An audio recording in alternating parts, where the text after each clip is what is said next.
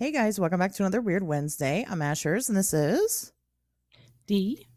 And also, Alex. oh my gosh, there's three of us this time. I know people aren't used to that lately. I'm excited to have you both here. Thank you both for coming on. So, as the listeners know, I've been on this co-host search. Last week, your ears got graced with Kinsey Gleason as she joined me to talk about the Flatwoods Monster. This week is D, and hopefully you hear more from D in the future. But just in case you don't know, Dee, do you kind of want to introduce who you are and just a little bit about what you do?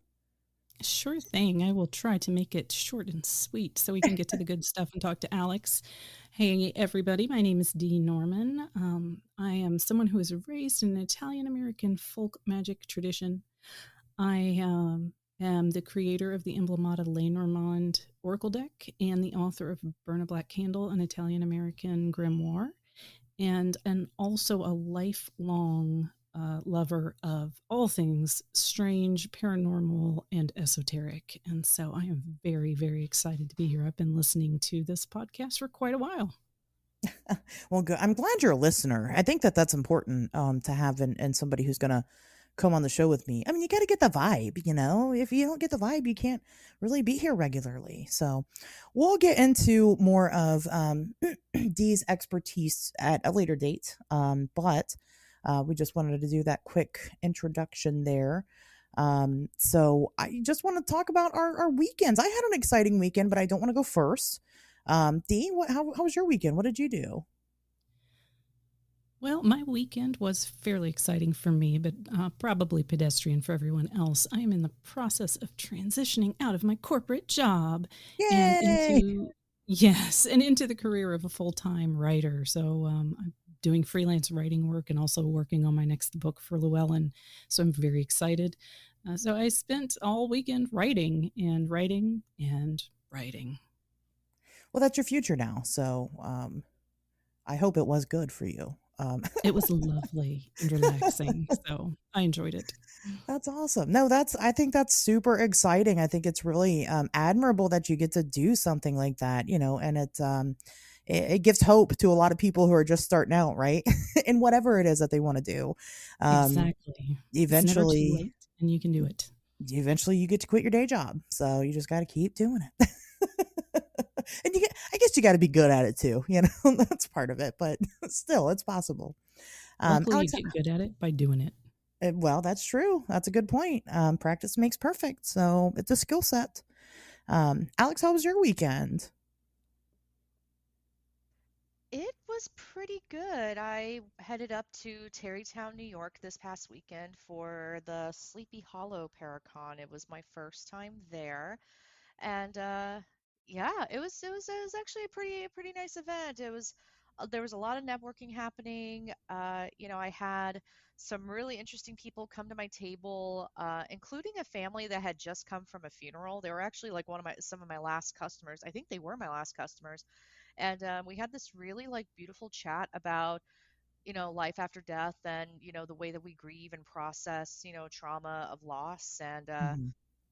they had two kids with them. One of them was a little girl. I think she was about 8 or 9 years old, and they bought my latest book, Women of the Paranormal, and had me write it out to her. And it was just a really nice interaction, especially for like the last, customers of the day. And then the next day, I woke up really, really early and headed into Sleepy Hollow, New York, which is only like 10 minutes away. And I hit all of the classic headless horseman tourist spots like the bridge that they built, the original bridge, well, not the OG bridge, but the location of the original bridge Mhm. that inspired Washington Irving, and went to the cemetery and saw the headless horseman statue. And yeah, it was just a really nice weekend. Traffic heading up there was a bit of a nightmare. Um, Yeah, I but bet. yeah, but coming back was okay, but I also left pretty early. So going there was about 7.5, 8 hours. Getting home was only about 4.5. Oh, okay. So, oh gosh, that's a big difference. Yeah. Well, I mean, it just depends. That's really nice. That sounds like a really nice way to kind of start spooky season, you know? That's a very good kickoff right It's there. I yes. did the most basic fall autumn girl thing you could ever do. I actually got a pumpkin spice latte before I headed to Sleepy Hollow. So, Wow. You did it right yeah. then. That's You know. little pumpkin Yeah, spice, little apple cinnamon donut, you know. right? Right. You know, I think there's nothing wrong with I love a gimmick. Like that's me. I just am here for it. So I love all that. I've never been down to that area. I didn't even know that was a thing, and I should probably be embarrassed that I didn't know that there was like actual locations you could visit with statues.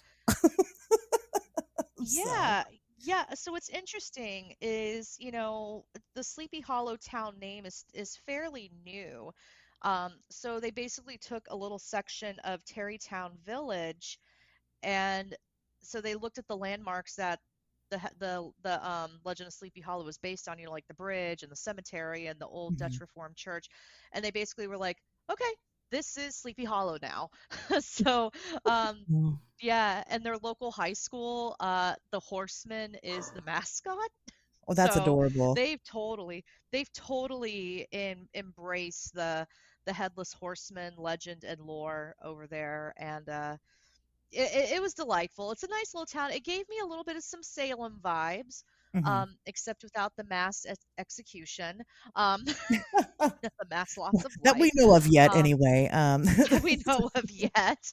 But yeah, it's definitely, I would say, if you can make it up there, you can easily knock out all of the sites in like an hour or two. Because I mean, well, except for the cemetery. The cemetery is massive, and you definitely have to drive because otherwise you're going to be hiking all day. And I don't know. That's not my idea of fun. I'm not Sure. one of those people.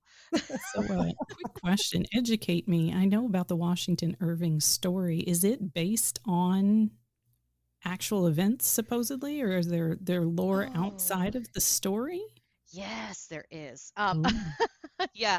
So, so interestingly enough, the story, let's see, I'm trying to remember Washington Irving's mentor's name, and of course I was listening to all these podcasts on the drive up and down, and now I can't remember. But essentially, Washington Irving had a mentor who wrote a poem about essentially death following an individual. I wish I could remember who that was and what the piece was, but there's a good chance that possibly that had played some inspiration. There is also a story of a Hessian soldier who did lose his head during the Battle of White Plains, which I want to say is about an hour or so away from Sleep well, Tarrytown, Sleepy Hollow. And he was buried. It is believed that he's buried in White or in well, it depends who you talk to. Some people will say he's buried at the old Dutch Reformed Church in Sleepy Hollow, or he's buried in White Plains. Um, but I think ultimately Washington Irving was writing a story um, because Tarrytown was very much a Dutch community at the time, and the Hessian soldier um, was fighting for the British. He was a mercenary fighting for the British, and I think it's that classic. Not necessarily othering, but creating a caricature of a figure that would have been terrifying at the time, hmm. during the Revolutionary War. Because Washington Irving was born, I want to say the day of not Lincoln, oh my God, not this, I believe he was born the day of Washington's inauguration, which is why he was named Washington Irving. Oh, Oh, okay. So he very much grew up with this I guess you could say shadow. I mean, he was pretty much born around the same time that America, was starting to become a nation. And I want to say Washington Irving was born in 1782, 1783, 1783. Yeah, 1783. So the Revolutionary War and the leftovers from that were still very much looming over him. So yeah, I think part of the reason why Legend of Sleepy Hollow was so popular was because it essentially it demonized, this character. wow. Um, and you have like the story of Ichabod Crane, who was a Yankee coming into this Dutch village, very much an outsider, and trying to get accustomed with these traditions and whatnot. So there's a lot of social commentary in the Legend of Sleepy Hollow, outside of the spookiness. That's really fascinating to look into. That is Very fascinating. cool. It's a true American folklore, you know, Hmm. and we don't have a lot of that, to be honest. We don't, and so that's No. really neat. I Yeah. didn't know that either. Yeah. So, so it just makes it all just so much more interesting. Washington Irving is buried in Sleepy Hollow Cemetery. You have to walk up a very steep hill, as I learned, as I learned yesterday. and your and your calves and thighs are learning today. Yep. Yep. Oh, and I also did something a little bit naughty. So I misread the opening hours for the cemetery and the church area. It opened at 8:30, but I got there at like 7:45. But I was like, I don't want to leave later, so I just decided, okay, I don't recommend this at home, kids. So I just decided to just take a stroll anyway. Oh, And I was like, well, if someone stops me, I'll just say, oops, because the Monday through Friday hours are listed right above the Sunday, Saturday hours. So I'm like, I could probably advocate a mistake, um, maybe. But then I saw other people going in, and I was like, okay, maybe I don't feel so bad. And even so, nobody stopped me. So I think as long as you're not being obnoxious, you might be okay. But it's also off season. I'm sure if I had done that in October, someone would have stopped me. I I'm mean, Nothing I pretty like gotta a sure. little say, law breaking to add some yeah, flavor. I gotta say, it's Right. pretty fitting that you come on my show, and one of the first things that you do is admit that you did a crime this weekend, and I did. I did. I went to the cemetery 30 minutes early. gosh, I hung out somebody, of my car until 8. I hung out in my car until 8. I'm like, all right, we'll see. Well, because I have to drive through New York City to get home, so it's one yeah, of those like 30 minutes can make or break my day. So I'm like, Mhm. I'll take a risk. Normally I would not do that, but I had a looming possibly 4-hour drive home or an 8-hour drive home. So I had other motives to do so. But I do recommend going in the morning, because there's not a lot of people there. mhm, By 8:45 there was a lot of people there. And there was a lot of like yeah, content creators too, because I saw a lot of like young, like 20 something teenagers, with their cameras. And I could totally, I mean, I'm a TikToker too, so I could totally tell when someone's making content. um, so it was starting to get a little bit crowded. But yeah, I mean, it was a delightful little visit. I had my pumpkin spice latte, breaking the law, and yeah, going to the cemetery 30 minutes too early. I love it. Nice. That's yeah, that's a fantastic. Wow, well, good for you. Breaking the law and stuff. It's the pumpkin spice, man. It just makes you act up. I don't know. It's Straight to the head.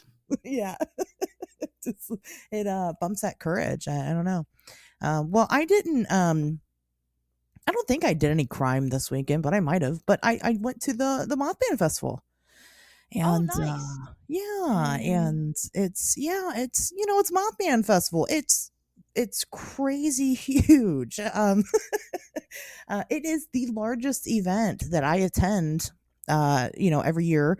I have made the decision that I will never have a booth at the Mothman Festival.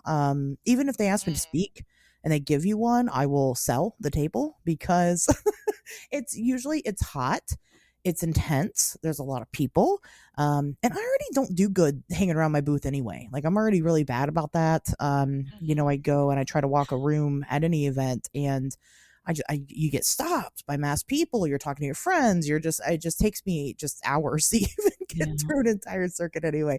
I like to enjoy the events that I go to, even if I'm participating in them. And so part of that is not being stuck at a table all day long, and especially not being stuck at a table in heat. So, but mm, you Eek. see a lot. You see a lot of really fun stuff. People dress up, and that we have a home base, so I always hang out with Eric and Carrie, Eric is Eerie Eric on Instagram. He does art. He inserts cryptids and things into like vintage thrift store artwork. It's really fucking cool. If you listen to the show, you don't know who that is, definitely check out Eerie Eric's artwork. But they have a tent, and it's set up literally right next to the Mothman statue. And so they have Oh, a really, nice. yeah, they have a really nice setup behind their booth. They set up like a second canopy, and then there's chairs for everybody. They always have mass water, and then they have 3 pug dogs, and so you could Oh, hang out with them Aw. too. So it's a nice home base because it can get very overwhelming very quickly. And even though this year I was super excited because it was the first year where for me it wasn't 90 degrees outside. And it was like in the 70s and I'm like, "Oh my god, perfect. I can wear my Mothman costume as I call it." Mhm. And the issue with my Mothman costume is that the dress is like super thick. It doesn't breathe at all. I mean, it's a dress, but like it's usually pretty uncomfortable. And then I'm wearing like leg warmers, and oh my so God. it is usually a pretty warm. I mean, when I had done it for a Halloween costume one year, and Halloween is in October, and I'm in Ohio, so it was meant to be warm. you know, I need to Mhm. tweak it a little bit better. But there are people that show up and like, I mean, they go all out with their cosplays. It's insane, and I don't know how they do it. Good for them. I feel like maybe when I was younger, I could have done the full dress up back then. But just nowadays, I just feel I'm like, nah, I can't. The patience for it. But it was fun. It was, of course, you see all the people that you know for the most part, people that you don't know that you've never met, stop you. I'm super easily recognizable with the bright red hair and dressed as Mothman and all. So people approach me. You stand up just a little. Yeah. Nice. Um, Nice. so it's fun. But the day two was a little more interesting. It's usually a little more relaxed. Sunday is usually the day to come to the festival. I tell everybody, if you're going to Point Pleasant, don't go during the Mothman Festival. If it's your first time, go on the off season. Because there's plenty to do there, and you get the actual ambiance of the town. You don't really it's really drowned out when you go to the festival. Point Pleasant's weird, and it feels weird, and you can tell it's weird. But it doesn't when you're also there with 20,000 other people, you know. So go during the off season. Definitely, you can still get your Mothman pizza. You can still see Mothman's luscious ass on the statue. I mean, and it's not a 2-hour wait to take your photo with it. And then, of course, the TNT area. Some people can't even get down to that area during the festival because there's just so many people, and it just ruins it. I mean, it's not spooky at all when all these people are there. So, Right. but But I, it's so nice that the festival happens. Like I'm so happy that it yes, returned yes. after its hiatus. Yeah, it's very successful. I'm glad they have it. I don't want them to ever not do it. I think it's important, and it definitely gets people into the subject. And, that's where, people that are familiar with my personal origin story, it started at the Mothman Festival in 2019. So, had I not gone to that event, you guys wouldn't probably be listening to me now, on the show, or seeing anything that I do. So it is a significant event. I like that people go, and then of course the speakers are always great. They'll have like actual Mothman witnesses, that were there at the time that were telling their stories and things like that. So that's always nice. And then Sunday, like I said, Sunday's a lot better if you're going to go and you don't want to go with all the people. Go on Sunday. Sunday's always calmer. It's busy, but it's still only maybe like a third of what typically happens on Saturday, and and you still get that experience. Now Sunday we kind of got rained out. It rained from like 2 a.m. until like 1 p.m. Oh no. Ooh. So it was cold. I ended up going and spending the last bit of my money that I had on a sweater that was 3 sizes too big because I was freezing to death because it was soaked. And it's just whatever. I mean, it is what it is. But it did eventually stop, and it did eventually get better. And if I had it my way, I guess I would prefer for the festival to be more like that, but I also don't want to hope that the numbers dwindle at all. I want it to do good. So, but it Maybe was they fun. just It was, need more days. Spread those people out over yes, a longer series exactly. of days. If they did it at least Friday, add Friday into there, Friday, Saturday, and Sunday, I think that it would be easier to do. The locals don't go really. They don't do the Mothman Festival. As a matter of fact, all of them that I've spoken with, which is probably like half the town at this point in my career, they'll tell you they don't go out that weekend. They just stay in and just Hmm. wait for it to be over. So, but it's interesting some of the stuff you see. I think I might have talked about it last year during the show. There's proposals out the Yang that happened in front of the Mothman statue, and a lot of people like take issue with that. Now, I take issue with it for a different reason. Personally, I would find it kind of a cheap way to propose in front of all those people. And then on top of that, like, what if you were in line? Because we've had back to back proposals. The guy in front of you does it, and that was your plan, and then you're like, well, fuck. But of course people say yes. But the weird thing that really happens, I kind of expect proposals at the Mothman statue. Okay, I get it. But the weird thing that happens is that people leave the Mothman offerings at the statue.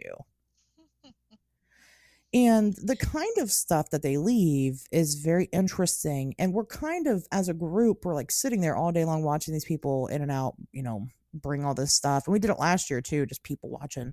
Because like I said, we're literally right beside it the whole day.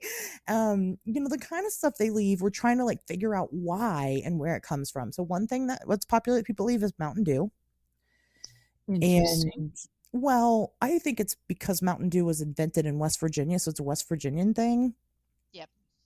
So it's like, okay, that makes sense, right? Mountain Dew.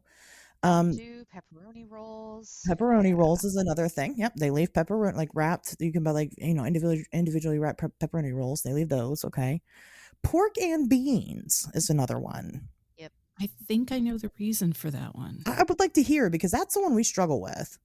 I believe that is tied to Mothman's appearance in the video game Fallout. Is that what would you think it is, Alex? Probably. I'm more familiar with the West Virginia lore because my Yeah, family is from the tri-state area of Kentucky. So they're only yeah. like maybe an hour, maybe 45 minutes away from Point Pleasant. And actually, my Mhm. great uncle who passed away in May, he used to go Mothman hunting when like at the peak of the sightings. And Oh, very cool. yeah, yeah. And I have some kin around Point Pleasant. So um, yeah, it's I've never been to the festival. I don't really have an interest in really going because I know like how packed that town Yes. can get and the size of that town. So usually, last time I was there was May, and that was to get some pictures of the Low Hotel for my friend Robin, who Yeah. passed away about a month ago. She was actually a Mothman witness and was born in Point Pleasant. And she really loved the Low Hotel. She actually wrote a book about it. Can't remember what year, but it's actually pretty good. It's got really good history of the town and good history of the hotel. So, yeah, that's a thing. I mean, I knew about Mothman before I really knew what the paranormal was because that was It's just always steeped in your family. it really is. I mean, the Silver Bridge collapse was way more like impactful, obviously for various reasons. I mean, God, in that area, in that particular area of the country, like everybody is kin somehow. Right. Like Yeah. everybody's related in some way, and it's not just via marriage. So, that's kind of what it is. So I had a couple of members of my kin on the Silver Bridge too that unfortunately lost their lives. But yeah, but again, this is like fourth cousin twice removed, but you knew about it and you Sure. spent time with these people like like your first cousins or your siblings. So yeah, Yeah. it's The all town part of the hates culture it. over there. They're not, I mean, I'm not going to say every single person in the town hates it, but for the most part, majority of the population of Point Pleasant absolutely hate that they are known for the Mothman. They don't like that. Because for them, it's tied to tragedy. And I think that a lot of people kind of forget that, it's tied to this really historically tragic event that happened. And, also I believe there's some bitterness too, Hmm. because the Mothman Festival is literally, I mean, it is just about the only source of income for Point Pleasant. Yep. And it keeps that entire town up and running for the whole year with how much money they make off of it. But if they didn't have any of it, I mean, it would be just as dead as any other part of West Virginia is. Unfortunately, it's a dying state, and they're trying to in different areas. But some of the older generations of people, like I said, they remember all of it. Some of them insist that it all was a hoax. It was just, kids. They said that the Scarberry Mallet sighting was just kids being kids. And, um, they didn't want to get in trouble for breaking curfew. So they made up some elaborate story. And, some of them just really, really don't like the history of it there, which is unfortunate because it's done a lot of good for them in that town. Embracing it is a lot easier. But yeah, they just avoid it altogether. But yeah, people leave anyway, pork and beans. We were Well, it's That's kind of like trying right. the it's kind of like the locals of Gettysburg, in yeah. July, especially during anniversary week or weekend, they just avoid the town and they know all the surface streets to get around so that they don't get caught up on Baltimore Street or Baltimore Pike and Yeah. yeah. Yeah. It's just, daily life for them. Well, that was one thing that we wanted to do back when we kind of started doing all this was, and finding out that the townspeople hate it so much. We wanted to purchase the State Theater right there on the main strip in Point Pleasant. Mm, And yeah. it's just, that, usually it's where they had the speakers during the event, but it's so run down that you can't open it for operation. And it was on sale forever. And it was cheap. And I mean, we got as far as even getting approved for the loan, and then somebody else bought it. Oh, And they're not going to do anything with it. They have essentially just bought it for a tax write-off, and it's so unfortunate because we genuinely wanted to open it up because we talked to the teenagers and stuff. Teenagers are, it sounds weird. You probably shouldn't go to small towns and just start talking it up with the teenagers, but when you're looking for lore, it's a great resource. They'll talk to you. Mm-hmm. Much easier. We haven't had too many people say they won't talk to us, but the teenagers are all about talking to you about the lore there. And but when you ask them like, hey, what do you guys do for fun? And they're like, well, sometimes we cross over into Ohio and go to the Walmart. That's sad. That's not fun. Like they need something.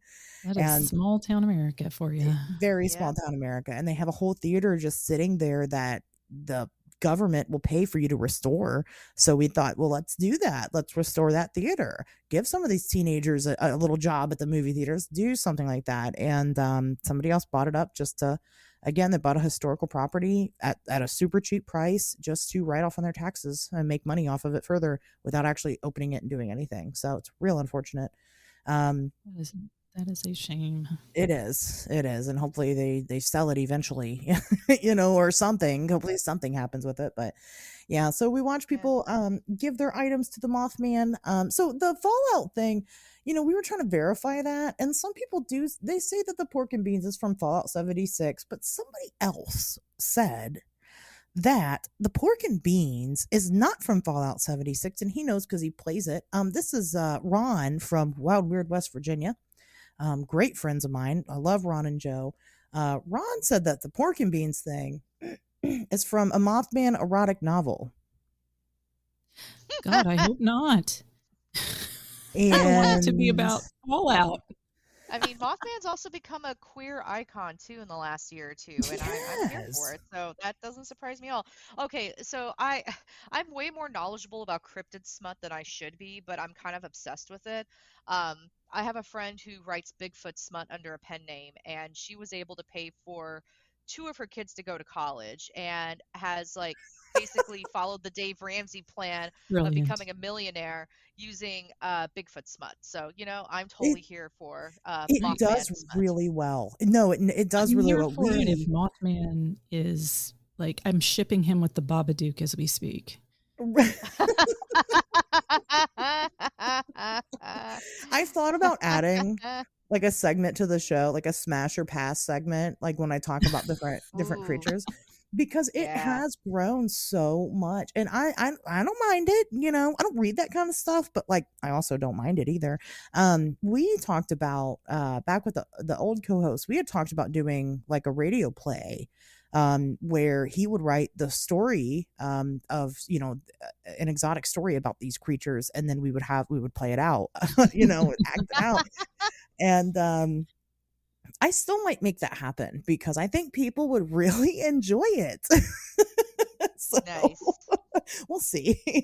But yeah, that's what he says. And that's okay. He said don't look it up. And I didn't think to look it up. I haven't looked it up yet. I will give an update on next week's episode because I'm very curious how pork and beans plays into sex with the Mothman. Tune in So next week to find out the secrets of pork and bean sex with the Mothman. I just wanted to pork say that and out loud. beans, pork and beans, Mothman sex. We're gonna figure it out. So yeah, different things. Somebody did leave an entire pile of tampons also, and that was new. That didn't happen last year. What? So Oh my God. God. I, You I know, this I have no this kind idea. of reminds me of so I just went to Dragon Con for the first time last month. I guess this month too, because it ended in early September. And there's a lot of like subcultures that have developed from Dragon Con, like the infamous carpet from the Marriott has its own like subculture. But there was a FedEx cutout person or a guy that was, a FedEx cutout ad, those cutout things you see to like advertise different services.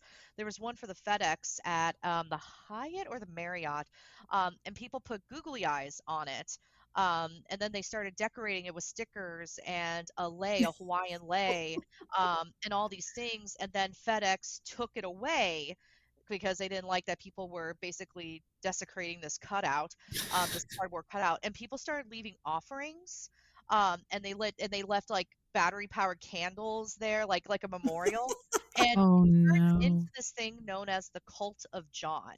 Like Oh, so my okay. friend explained it to me, and no joke, like I saw people dressed up as priests and nuns and singing hymns for the Cult of John. Wow. Yeah, so the whole like pork and beans, pepperoni rolls, tampons now, Tampons. that totally like makes me think of Dragon Con and just how subcultures can um sprout from like the Yeah. most random things. I mean, it's an amazing social experiment. No, it really is. And I enjoy the fact that, of course, as a Mothman researcher, I like my facts. However, I do enjoy that it's become fun for the kids. You know what I mean? Hmm. Like, because Oh the yeah. thing about it is that, you know, it gets them interested in the actual happenings, the actual sightings, the actual story. The people that are going to take it seriously are going to take it seriously, and that's the way it is. And they're going to deep dive and they're going to learn the story. But if we have such an eye on it that everybody's able to just have the visibility to begin with, and if that comes in the form of memes and subcultures, I'm here for it. That's fine.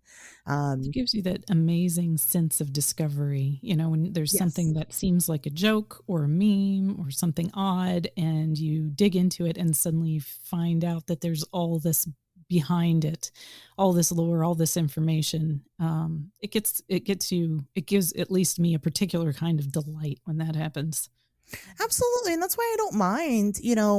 Some people were complaining about like Squonkapalooza, like the Squonk getting its own festival. I don't mind that. We know the Squonk's not real, but that doesn't mean that people can't come and then become educated about other things just because they're partaking in this fun, right? How many of us started off just being interested in urban legends, just general folklore? I mean, a lot of us did as kids. And so, some of us grew up then to want to further the science of it. And that's just how it starts. And I'm totally okay with it. So I think it's a beautiful thing. And then people, of course, with the Mothman offerings will just go up and take whatever they want. They'll take whatever they want.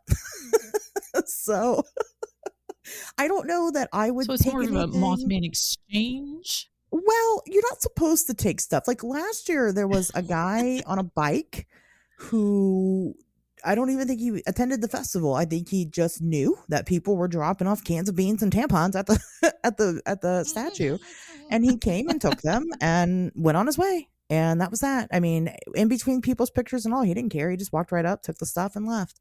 And people do that. I had a lady ask me. She was like, "Oh, somebody put a this bracelet on there earlier. I wanted it. Will you come help me look for it?" And I said no, because I don't need any more drama in my life. And so I decided not to partake. But they do, they'll just take stuff because the city just takes it, and whatever they can't use, they throw away. Whatever they can donate, there's a food pantry right down the road. They'll donate it there. So hopefully most of it goes to good. But yeah, it's just super interesting what people leave at the Mothman statue. It's something else, and for whatever reason that they do it, I don't know. I don't know. But it is sad. There's a lot of other history that kind of gets overlooked during the festival while you're there. Like I don't I think even people that like know about the Mothman stuff, to a degree, I don't think they realize that Chief Cornstalk's buried right there at the park at the by the river. I don't think Yeah. they don't go check that stuff out while they're there. They're just there for the shiny metal Mothman statue. So Mm. and that's fine. But anyway, it was still a great time. Absolutely fantastic. I got to meet Chad Lewis for the first time. Great, Ooh. great dude. I definitely want to go check out his Van Meter visitor in the near future. I don't get to meet a lot of people in the community anymore. I feel like I've met almost everyone, but that's the key word there is almost. And so I don't think I've been to an event yet where I haven't met someone. So that's good. But Nice. I'm closing in, I'm closing in. Thankfully, there's always new people in the community. So that's a good thing. I can't think of anybody else that that I haven't met. I think he was the only one this time. So yeah, that was my weekend. So Nice.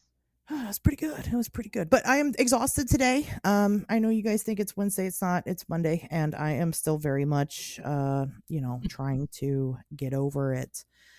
So there's that. So I guess I will move on to let's talk about some news. Um, I don't know how familiar you both are with what is going on in the UFO community, but there's actually a lot happening right now. God.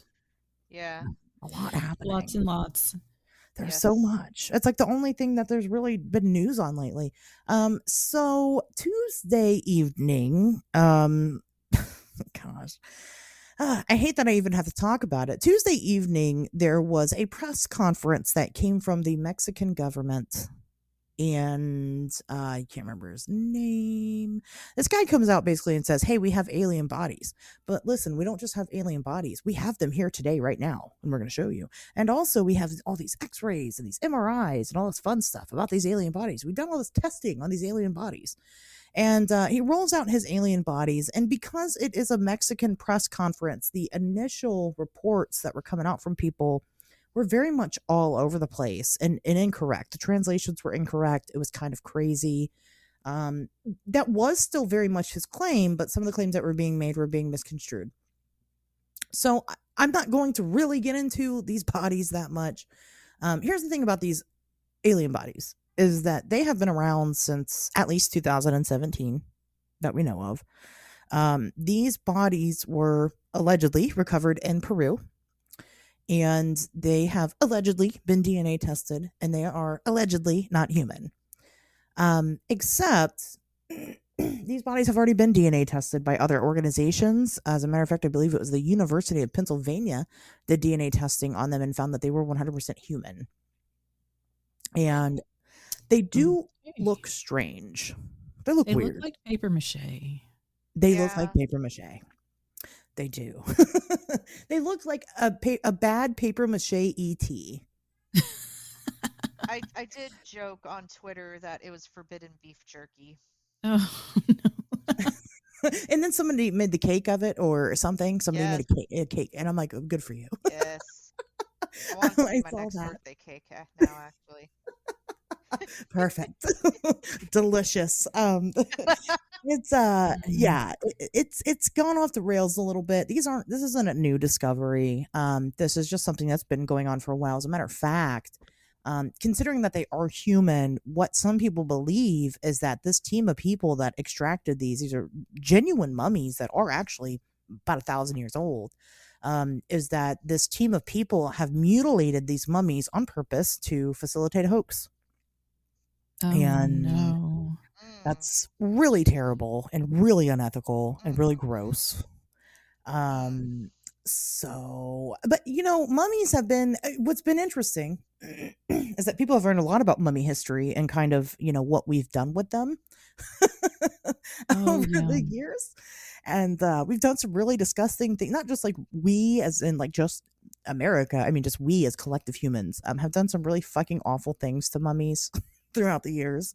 mm. We've ground them up Yep. and eaten them. We have ground them up and painted with them. We have used their body parts for various things. It's not good. Um, So this is just kind of another that, except now you got a guy who's saying, no, they're aliens. So it's not made it much better. So, but my question was, I guess, we know that these things aren't human. Of course, okay, fine. Give us the samples to test in different settings. That's how it works with science. You have to give samples to people that aren't involved in your study so that they can verify your findings, because they did publish DNA articles about it, about what they had found. And what they had found is that they're not human, allegedly. Okay, so let people do the testing. Let's see what comes of it. I don't think anything will. But these mummies have been around for so long. Why would the Mexican government give these people a platform to perpetuate a hoax? Hmm. Isn't that interesting? Well, I Um, could put my conspiracy hat on, but I probably should. Go get your conspiracy hat. I do think, I personally, it could be because the Mexican governments, Latin Americans in general, um, and specifically Mexico, they have a different belief system than we do, obviously, and they're a lot more spiritual than we are, even upwards to. I mean, the Mexican president was like sharing around that this photo of some Mexican creature that was like caught in a tree or something, saying that it was absolutely real.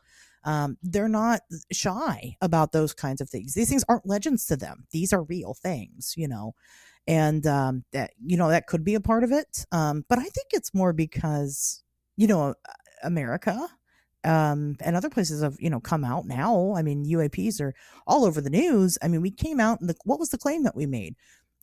We have non-human intelligence bodies. That's what the guy said. So David Grush was saying. I feel like Hmm. Mexico did this to be like, oh, you have biologics? Look, we have biologics. And this is exactly what we have. Now it's your turn to show us what you have. So it's And a reclaimed UAP slash extraterrestrial entity race. it Although is. which governments have what? That is an interesting theory. I think that's what's going on here. So I don't know. Obviously, I'm not involved with it like that, but I have to speculate. I mean, because it's not so much just the alien bodies; it's the fact that it was broadcast to everybody. Hmm. Why? you know. Um, so that's my thing on it. The bodies themselves, totally human, totally mummified human, not alien at all. Um, Right. the uh the Mexican government letting that get out, there's something there, and we'll see what happens with it. But 2 days later, NASA had their press conference about their little UAP group that they have going on. NASA has their own UAP group going on. And also, I really hate the term UAPs.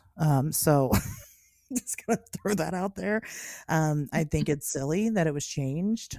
I don't know why, but I am not a fan. So anyway, NASA has their UAP group, and they were actually they had this briefing, and the briefing, I think a lot of people expected a lot more. I think they expected NASA to be like, well, this is what we have. And they did release some documentation of some things, but they started off their hearing with, we don't think these things are extraterrestrial. That's how they started it. We don't know what they are, of course, just like everything else we've heard so far, but they're not extraterrestrial. But then they had like a Q&A, right? This was more of a building plan. This was more of a meeting to come together and see what it is that they need to do, what they need to look at to have a better understanding of what the UAPs are. And it was more of a panel, a Q&A from the public to, kind of ask their questions and whatnot. But somebody had brought up the Mexican bodies, and they just were like, not impressed, bro. Just didn't really care about it. Hmm. Just weren't concerned. They mentioned, hey, if we have a meteorite, what do? We give samples of that meteorite to different, scientists in different labs for them to test. And, so until we have a sample of whatever this thing is, then I mean, what's it matter? And they're not wrong. So, but that was really all Right. that came of it. There was really nothing else there. I mean, so it's news, I guess. People are talking about it on the internet. I guess that makes it news. But it's news without any real, any meat to it, except for 1,000-year-old mummy meat, according to Alex. So Ouch. So there's that. Any comments about the recent UAP news from either of you? D, Alex, anybody?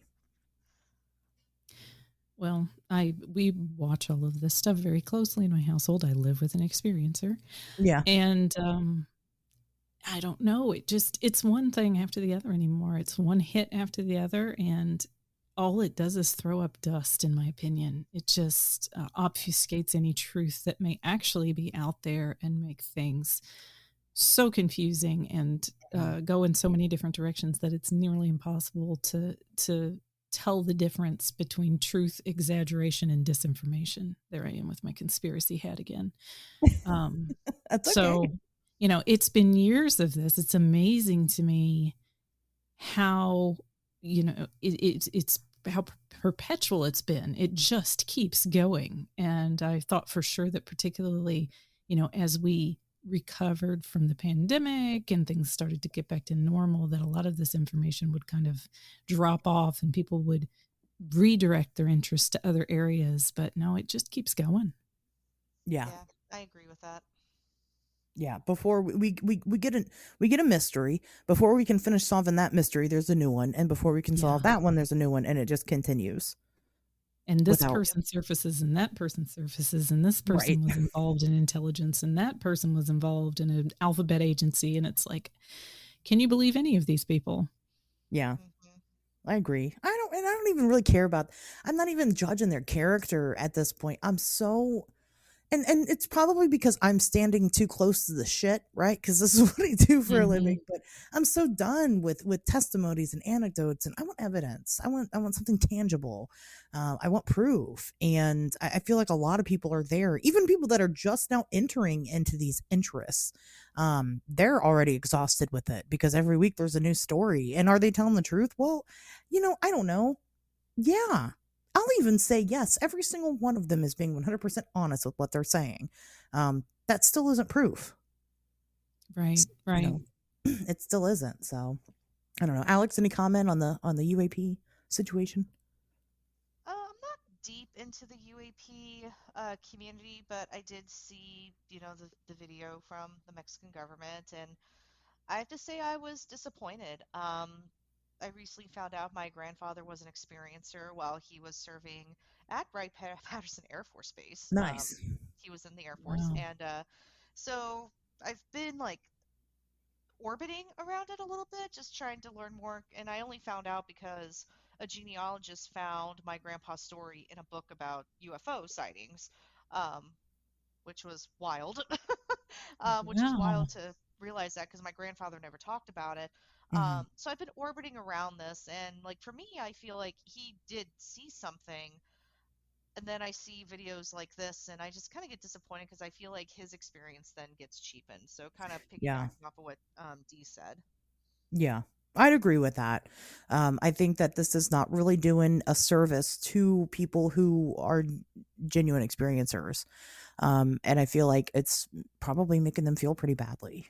you Yep. know, Yep. it's not really helping, especially because just the way this narrative is delivered is that even if it is extraterrestrial, which they keep saying that it's not, whatever these things are, they're still kind of maintaining that extraterrestrial life is only one life form, and then you have all these different experiences with huge variety of experiences, that there can't just be one life form. If Right. Hmm. all of them are to be believed. And so, even watching people of authority trying to deep dive into one potential life form and then still, maintaining that it's not real, kind of sucks. It kind of is terrible. And not to mention, there's still not a dignified, that was one thing the NASA conference then talked about. There's no reporting system for civilians for these things. It's all strictly military. Correct. So, Yeah. if you're in the military and you happen to have an experience while you were in active duty, then they'll take it. But other than that, it doesn't count. And it's like, well, that's not really Right. fair. That doesn't make a whole lot of sense. So I don't know. We'll see what continues to happen, I guess.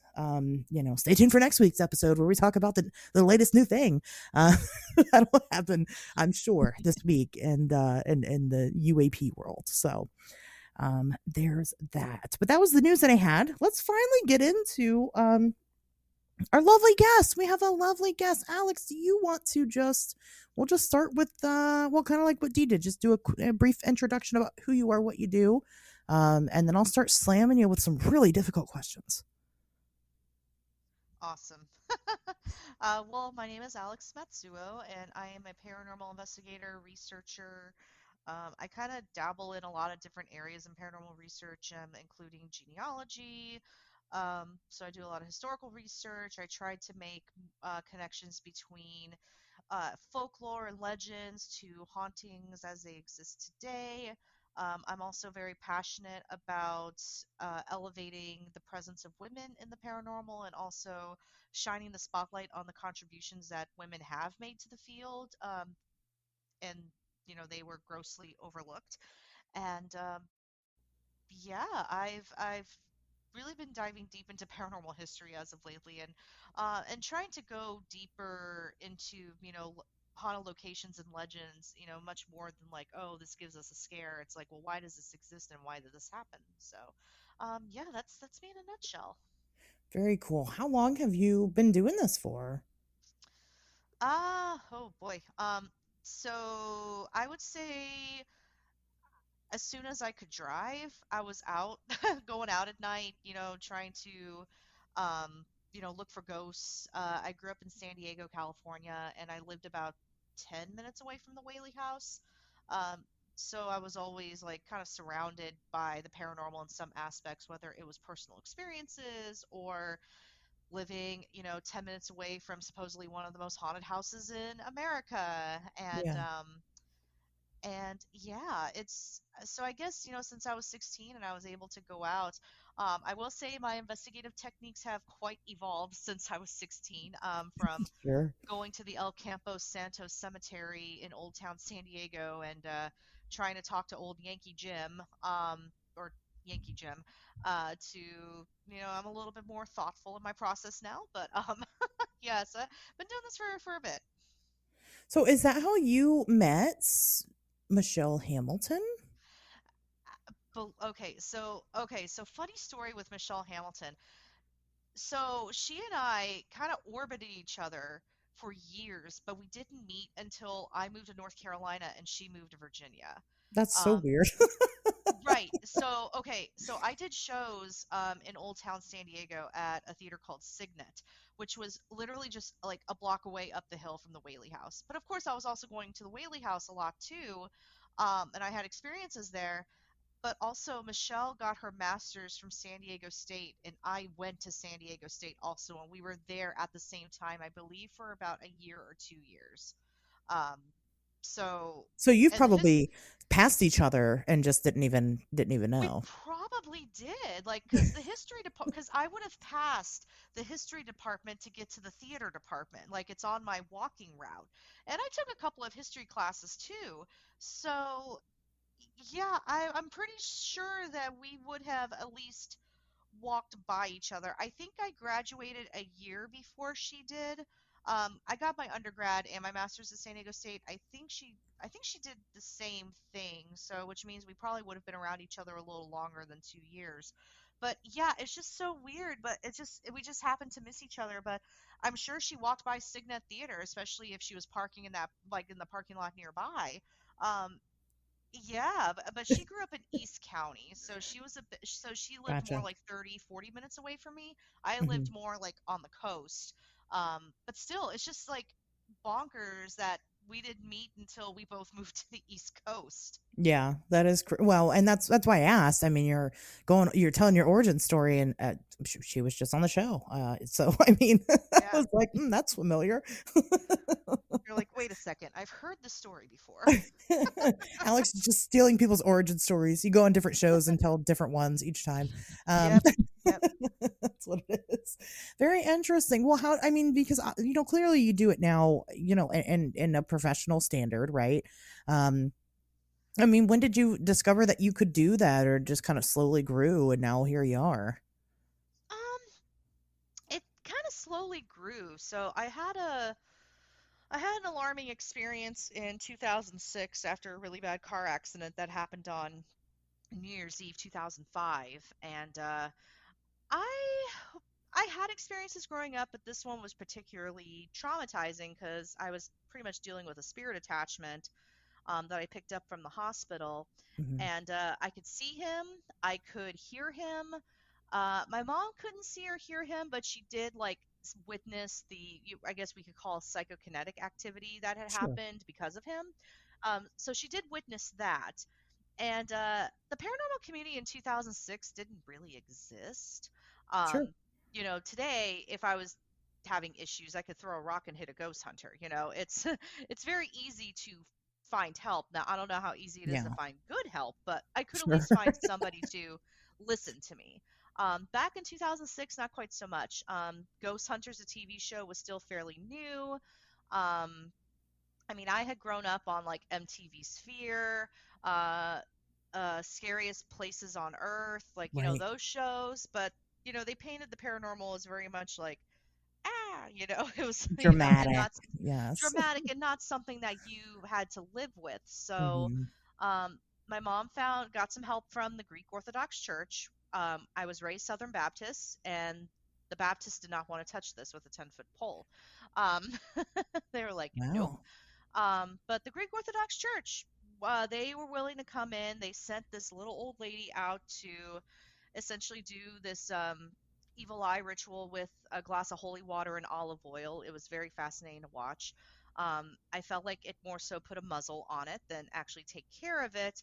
Um, and eventually I don't know, I guess I just kind of empathized with the attachment and said, I'm sorry that you dealt with this, and I'm sorry you didn't survive your accident, but I can't keep living in guilt. Right. And you can't keep doing this. And he eventually moved on. Um, but that was like my first inkling of, okay, well, maybe I can do a little bit more than this.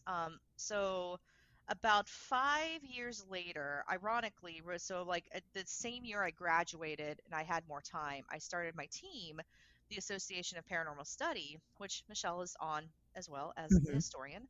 Um, and I wanted to be a resource for people if they couldn't find help.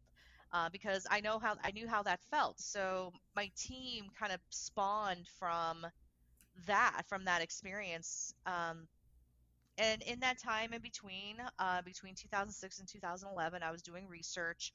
I was studying, like, what it means to have an experience with ghosts, and I was taking advantage of the professors I had access to when I was, at college. Um, and just, explored and had conversations. And then, after I graduated, I felt ready to start a team. I shadowed a few teams at first to see if I could join one of their teams, but because I was doing the actor life, which meant my schedule was horribly inconsistent. I decided I didn't want to like have to report to someone else regarding my schedule, so that's mainly why I started my own team, because I could be my own boss and let myself go, on a weekend for auditions and not go to a haunted place. Sure. Um, yeah, so that's kind of how that started. And, my team is still going. We're actually starting to recruit and grow the organization. Any team that's been around, I think, for longer than 5 years goes through different evolutions and growing pains. And I think I found a direction that I want the team to go now. So started recruiting, and yeah, it's still going. 11, 12, 12. Wow, time flies. 12 years later. That's impressive. It Do, is. Yeah. what is the hardest part of maintaining and organizing a team like that over time? Like, is there any area that you have to really focus on in order to keep it running, or does it kind of self-run? I think it's dealing with people. So my team from 2005 or 2011 until 2006, well, no, 2011 to 2017, it was fairly well run. But towards the end, I want to say starting at about 2014, it kind of turned into I was pretty much doing everything in running the team, and I burned myself out. Mm. I was paying for it. I was scheduling everything. Um, I had team members who clearly weren't feeling it anymore, but I'm not sure why they didn't quit. you know, Not to- um, yeah. when you're dealing with people who just don't want to do it anymore, it's like, okay, and they're not quitting. It's like, well, how do you ask them to gracefully exit? Um, You so just it kind of fire them. I'm just kidding. Right. Right. Well, and it's a volunteer organization, so it's Right. like, I felt like a bit of guilt asking them to contribute more to the team, and Sure. eventually got to a point where I got so burnt out that I was like, I'm thinking about shutting it down, and they got mad at me. Oh my God, they got mad at me. Um, Mhm. calling me names, but at the same time I was like, you aren't really contributing, so I don't understand what the issue is, Hmm. but so I put the team on hiatus for a short time. So they ended up leaving anyway. Uh, so I learned a lesson from that, start communicating more and just be honest with people if they're not contributing the way that they should. Um, and then and then that group, the group that kind of formed after that, very different dynamic, but also did not end well.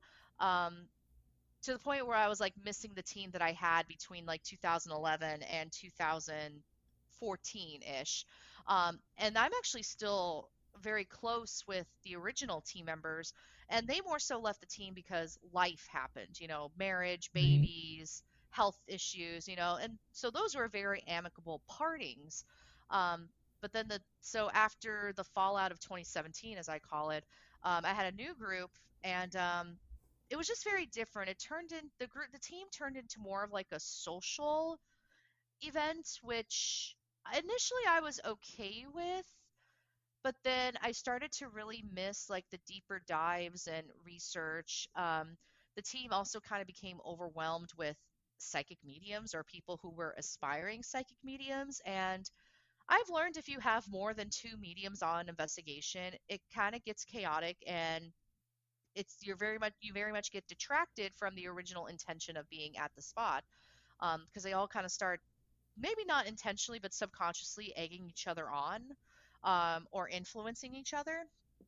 um, so but I still wanted to work with these people, so I talked to the people who were leads on my team and I said, hey, I kind of want a little bit more structure. I want a little bit more um, contributions research wise, because I mean the team's called the Association of Paranormal Study, but we're not studying the paranormal anymore. It's just more of Right. like, let's pay $200 each to go to this haunted location and just hang out and chat. I didn't find that productive anymore. Um, so that particular group didn't like that, and they ended up leaving, and they told me that they were going to form their own group, and I was free to use them as a resource if I needed them, and I politely declined. And then I found, funny story, was listening to the data from the last investigation we all did together, and I caught audio recordings of them talking smack about me. Oh. Youch. And then they actually acknowledge it on the recording. They're like, oh, is that hot?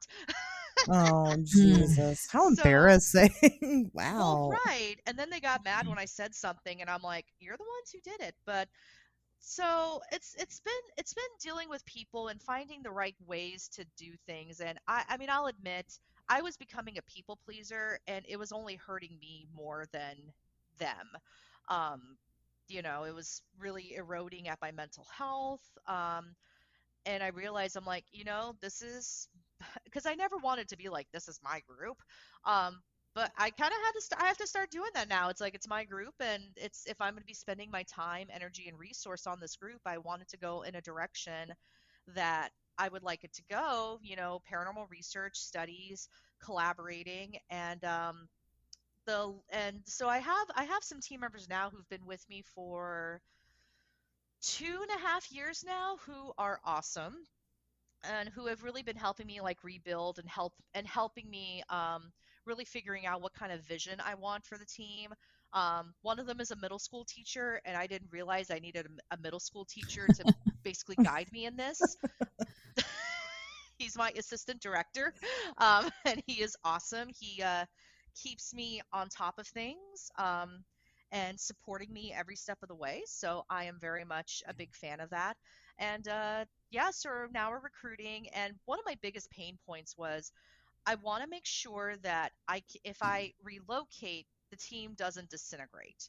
Um, because that was one of the issues that happened with the fallout of 2017. I was debating moving to Washington to be with family because I was basically all alone in North Carolina. Um, and that's where a lot of pushback happened. They're like, "Well, you can't leave," and um, so that was a bit disappointing. But so I wanted, so right now, we figured out a model to where we can basically accept anybody from around the country. The Association of Paranormal Study is more so going to be a group of people who are passionate about the paranormal.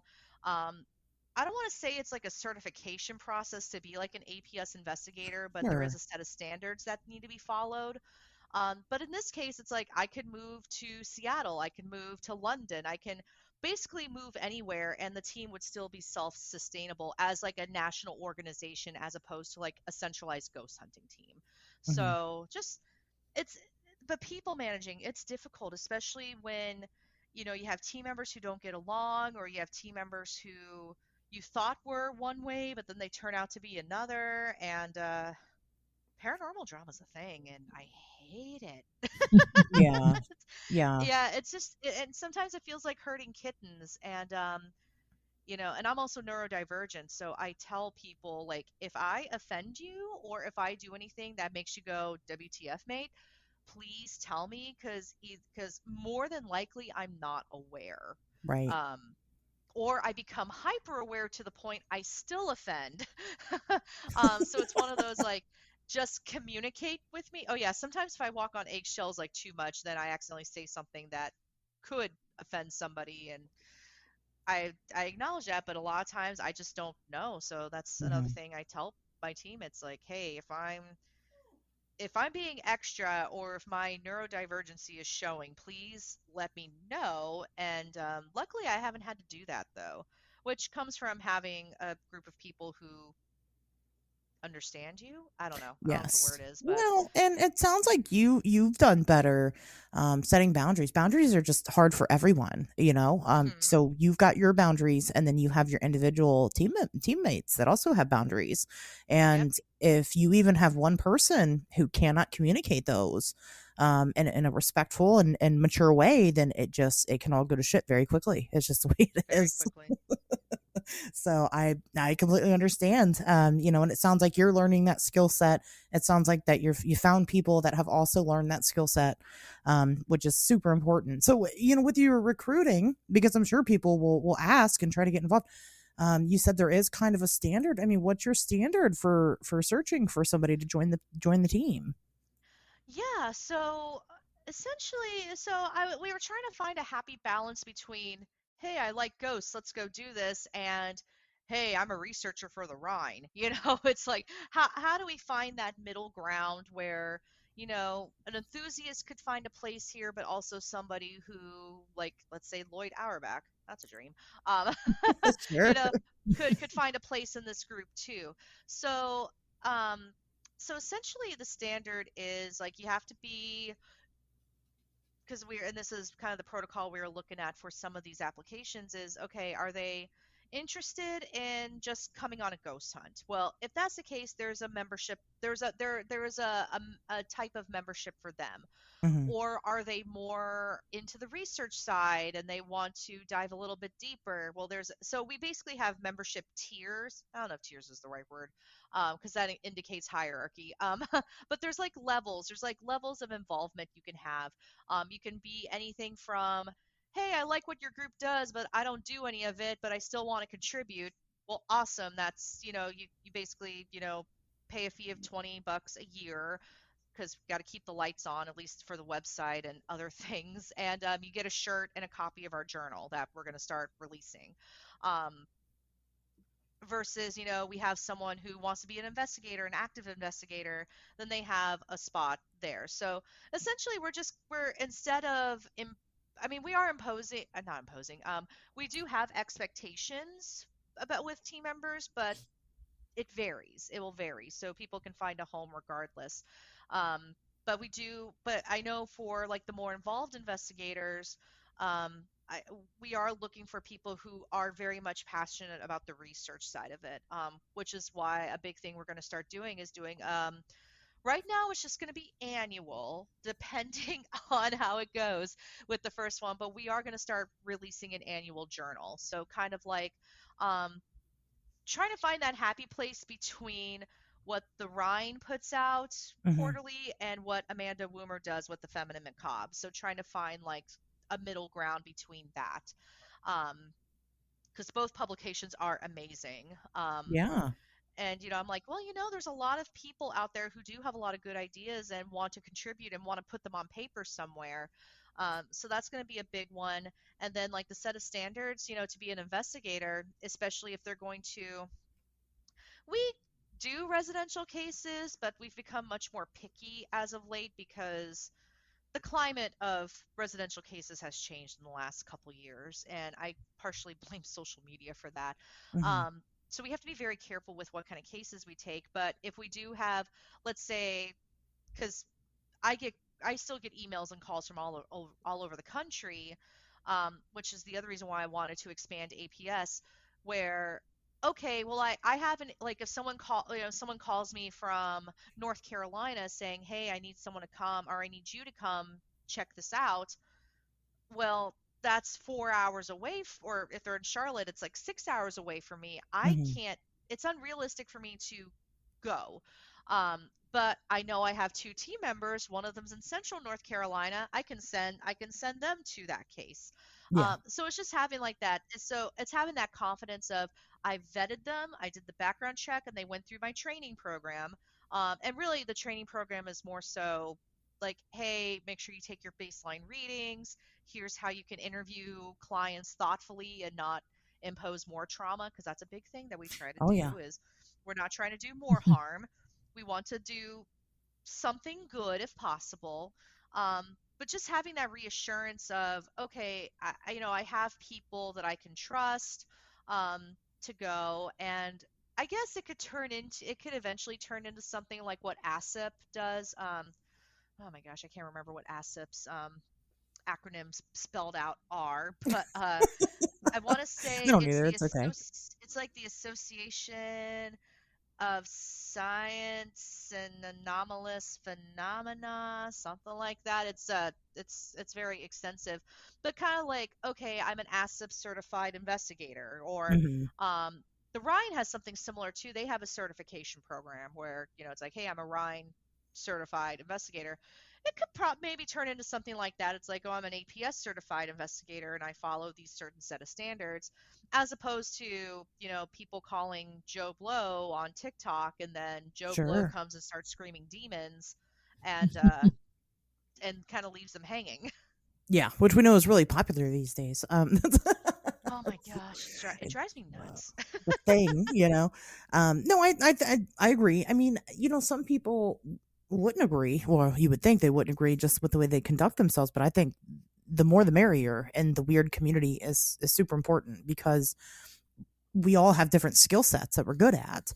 We all have Yep. different things that we can contribute. And, some people have a formal college education around certain topics that could be used. Cryptozoology, I think, is the easiest to kind of understand as far as like credentials go. Like, yes, it is super, super, super important to have biologists and genealogists and, these ologists Yes. in the community. But it's also really important to have, rednecks that are willing to go out into the woods and actually physically look for this evidence. Yes. Um, Yes. Everybody Yes. has their Yes. place. And there's no reason why we can't utilize that as, uh, it's a strength. And once we put it all together, then we can finally start getting some answer somewhere. um Right, right. so And I'm here for it. there's so much pushback in the community too about any sort of like education or even just like a certification program. And for me, it's like we need to have some set of standards to follow. And I'm not even saying that my team is the solution for that. Maybe that solution is somewhere else. But there needs to be some sort of like set of standards out there to mainly keep people safe, because there's a lot of people, just collaborating with random people they meet online, and then they go Mhm. on an investigation and they get harmed somehow. Right. Um, there's no, or they're going into people's homes and doing this and causing more harm and more trauma. Um, And it's like, especially with residential cases, I had a licensed social worker on my team for about 5 years, and I learned so much having her on the team. That, Hmm. technically she couldn't practice while she was investigating with us, but she was able to offer us so much insight on, the social climate of the client and what the client could be going through. Or if the client was willing to share what medications they're taking, I could, and got permission, I could ask my social worker about it. And she's like, oh, Hmm. yeah, this causes X, Y, and Z. Right. So it's like, it's important to have these people around. And while, I agree to a certain extent that there's no experts of the paranormal, there are experts in other fields in the paranormal that we need to be listening to. Well, and I was going to bring that point up. That's a popular thing. People say there's no experts, there's no professionals. Well, let me ask you something. If you're having car issues, are you going to take the car to the 20-year mechanic, or are you going to take the car to the 20-year mechanic's son who's just simply watched his father do these things? Yep. You know, I think what people really mean to say when they say phrases like that is that there are no answers. And that part is correct, right? It's Yeah. all unsolved. We don't know. So most people's theories are just about as good as anyone's, just simply because we're still collecting evidence to prove something. And I say it all the time, well, if any of us were right, then the rest of us would be out of a job, so that's Hmm. that's how we know we're not there yet. But yeah, I mean, I think there's clearly people that have built an expertise on their respective topics, and of course have different insights. Somebody from the military is going to have more insight into the way aircraft works than somebody like me, who just happens to interview a lot of people that deal with aliens, right? I mean, so of course I'm going to listen to them and what they have to say about my latest UFO video. I want to hear their perspective. It's just the Hmm. way it is. We should have professionals in this field. There should be, I agree, a standard. But then who creates that standard? We're just kind of starting. When I had Victoria J on and we were talking about it, I said that it's kind of a beautiful thing that this new generation now, because it was kind of more of a free for all, just even, well, like you said, even back in 2006, it was just kind of anything goes here in this world. And Hmm. now that we're getting new Yep. people into it, we're all kind of obsessed with categorizing and cataloging and organizing all this information that has been collected over the years. And I think it's great. I think that's the right step. I think that's where we need to go now, is creating standard, not just for the people, but just for all of it. And we're trying to. So Yep. um, I think that's a good idea. I'm glad that you're trying to be a leader into that aspect of it, because that's what we need now more than ever, when everything is fake on TikTok. So Yeah. it's very important. Let's talk about we'll shift gears a little bit and talk about the paranormal drama to an extent. So you are very big about supporting women and the community, Hmm. and inclusion, because, as I'm sure you and I, and I'm sure Dee even knows, exclusion is a huge issue here. Hmm. Oh, yeah. Oh, yeah. um, what made you start looking at that? I mean, why are you deciding to use your platform to pioneer change in that regard? Um, there's a couple reasons. One of them is I have a gender neutral name, and so when I was collaborating with people online and they thought I was male, uh, I was treated one way, and then when they Mhm. found out I was female or female presenting, um, things would change. Things would Mhm. change. Mm. Which that was probably point number one, and I started experiencing that as early as 2011 when I was after I started APS. Um, Another one is, well, I mean, um, I'm white passing, so I'm hyper aware of my privilege. But I've also watched my grandfather and my mother deal with their own experiences with racism, outside of the paranormal community. And I started noticing those same patterns within the paranormal community. Um, and then once I started making content, I realized people were listening to me. And I was like, maybe I could use this voice that people are listening to and maybe try to advocate some change or more inclusion. Hmm. You know, like I said, I'm a quarter Japanese, but I'm white passing, and I don't deal with as much pushback as a person of color would, um, with more, with, who aren't so white passing, which is unfortunate, but um, I realized I could leverage my privilege in that way. Um, Sometimes it goes well, sometimes it doesn't. Sure. Um, Especially when well-meaning people do make mistakes. And I don't know, maybe it's because I was raised in a different context, but I learned to not be afraid to have those uncomfortable conversations. Um, I was very much embraced by my Japanese family. I did do the Japanese school thing for a little bit. I had Japanese friends. I was embraced in that community, especially, growing up in Southern California, which was very diverse, but everybody still kind of pocketed off into their own little corner. Um, so just being around my friends who were people of color and experiencing the racism that they had encountered, I don't know, like I guess seeing that within the community kind of triggered me a little bit. Um, because I'm like, okay, it's 2016, it's 2017, it's 2019, it's Right. 2020. Why are we still doing this? And then after the COVID epidemic started, my family was very much affected by it because Hmm. people were going after Asian people, regardless of whether they were Chinese or Japanese or any other person, geographically who may have been from Asia. Um, so that trauma kind of came back, but I've noticed I have received pushback from like fans of people who have much bigger platforms who maybe have been exclusionary and maybe not intentionally, but um, it's people are very uncomfortable talking about their unconscious bias. Hmm. um, Mhm. and we see that in, especially in the event circuit, when we see an overwhelming amount of cis het white men, Right. on these event posters. And then I'm like, well, where's the women? Well, what do you mean, where's the women? So, Yep. It's it's interesting that organizers still need to commit themselves to making a conscious effort to diversify their speakers and their participants. And some people right, just aren't even aware of that fact.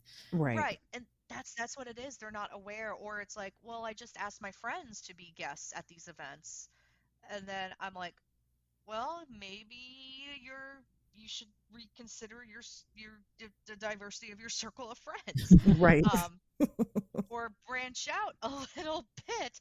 Um, yeah, it's a bit interesting. Or you have event planners who think, oh, I asked the Ghost Brothers to come to my Paracon, that checks off a box. Hmm. Um, I've even been treated like, like, oh, we got Alex Matsuo, we can check off the box for woman and Asian, Right. and I'm like, I mean, yeah, but no. Um, it's like that's not really how this works. Um, but mainly, I realize I have something here where I can use my privilege to really speak out. And there's been one controversy that's really plagued X or Twitter as of late, and I did get a message from a few of my friends who are of color or marginalized in some other way, and they said, hey, thank you for speaking out, and um, you know, yeah, just letting you know we are, even though we're being quiet, we're cheering for you. So, I was like, okay, that makes me feel better because I also have to be careful of like to make sure I'm not speaking over people as well. Right. And I'm Yeah. trying, and I'm very hypersensitive about that. It's like I want to make sure that I'm not taking up space when you're perfectly capable of taking that space on your own Yeah. too. Um, so, but I think it's one of those things where I've always said the paranormal community is about 10 to 15 years behind the rest of society. So I think, and I'm starting to see a little bit of change happening, and not just from me, but from others.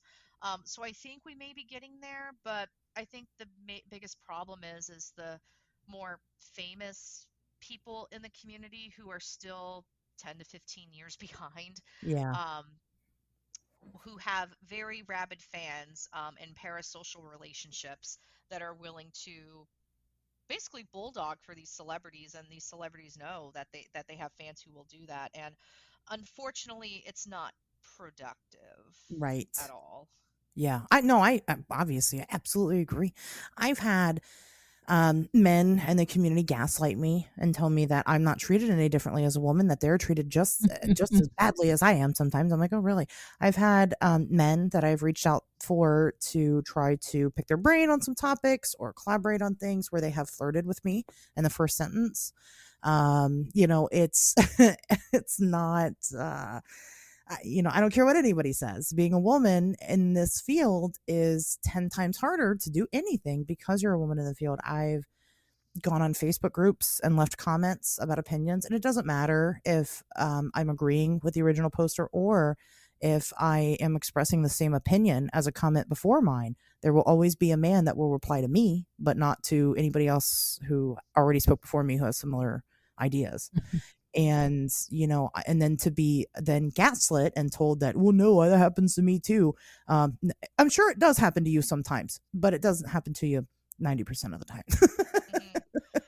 Right. Yeah, and that's something that so I have a perfect example. I'm not going to name names because I do like this person, but there was a white male in the community. He went I mean, he has built a little bit of a presence on TikTok. Actually, I should probably check his latest numbers before I stick my foot in my mouth. But I do have a bigger following than him. Hmm. Like it's like by oh yeah, by at least 100K I have a bigger following, but he gets asked to speak at more paracons than I do. He also gets sponsorships, and he's gotten a lot more opportunities, free stuff sent to him. um and I'm like, well, wait a second, and it seems like, because not trying to toot my own horn or anything, but and so basically what he has going for him is his following. Um, Meanwhile, for me, it's like I've published books, I've been on TV a couple times, um, and I have a pretty substantial following on TikTok, but I feel like I'm fighting just as hard, if not harder, to get space to be speaking at Paracons. It's only now coming up in 2024 that I'll actually have about 3 or 4 Paracons in my schedule. Um, Wow. and I've Yeah. had to fight, and I've had to Yeah. fight for it, and really advocate for myself, because I would see, an individual like this. He's great. He's a great human being, and others like him. Where I'm thinking, like, I can think of at least 5 or 6 other women who have made more contributions, but they can't get a seat at the table. When, if you look at the history of the paranormal field, I mean, we basically built the table and chairs, you Right. know. Um, so it's frustrating to see that. And another example, really quick, was I had made a video about the Jesus Ouija board, which I just obtained. Um, Another friend of mine stitched it. And he got some views on it too, but mine ultimately had more views. The creator of that board contacted my friend and sent him a free board, but didn't Wow. contact me to Wow. send me a free board. Well, and that's, one thing that you had said before you started giving these examples, I really want to draw attention to for a moment. And I know that it's probably slightly uncomfortable, but you're going to know what I mean. You stopped and said, not to toot my own horn, but, and then you start talking about, the difference of followers and things like that. Hmm. That's an issue. We're not allowed to talk Yep. about that because if we Nope. talk about that, we're just seen as being petty and, whining. And Yeah. that's not Yep. There's fair. that societal difference where, as women, we were raised not to speak highly of ourselves and to Or defer take to up other people. space. Yep. And Yep. our generations are still fighting that because it is Mhm. ingrained so deeply in our psyches. Yeah, and you Yep. shouldn't have to apologize for pointing out the fact that guess what? You got a bigger following than that guy. You know? Yep. Well, and it's unfortunate too, because I've had a person or two, literally it's just been two people, but apparently they speak for a group that I'm not aware of.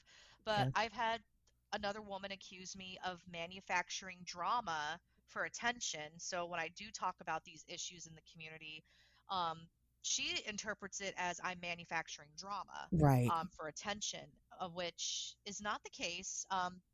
Now she is heavily connected with this group of celebrities, but to see her post that about what I was doing really was like, ouch. Like, Yeah.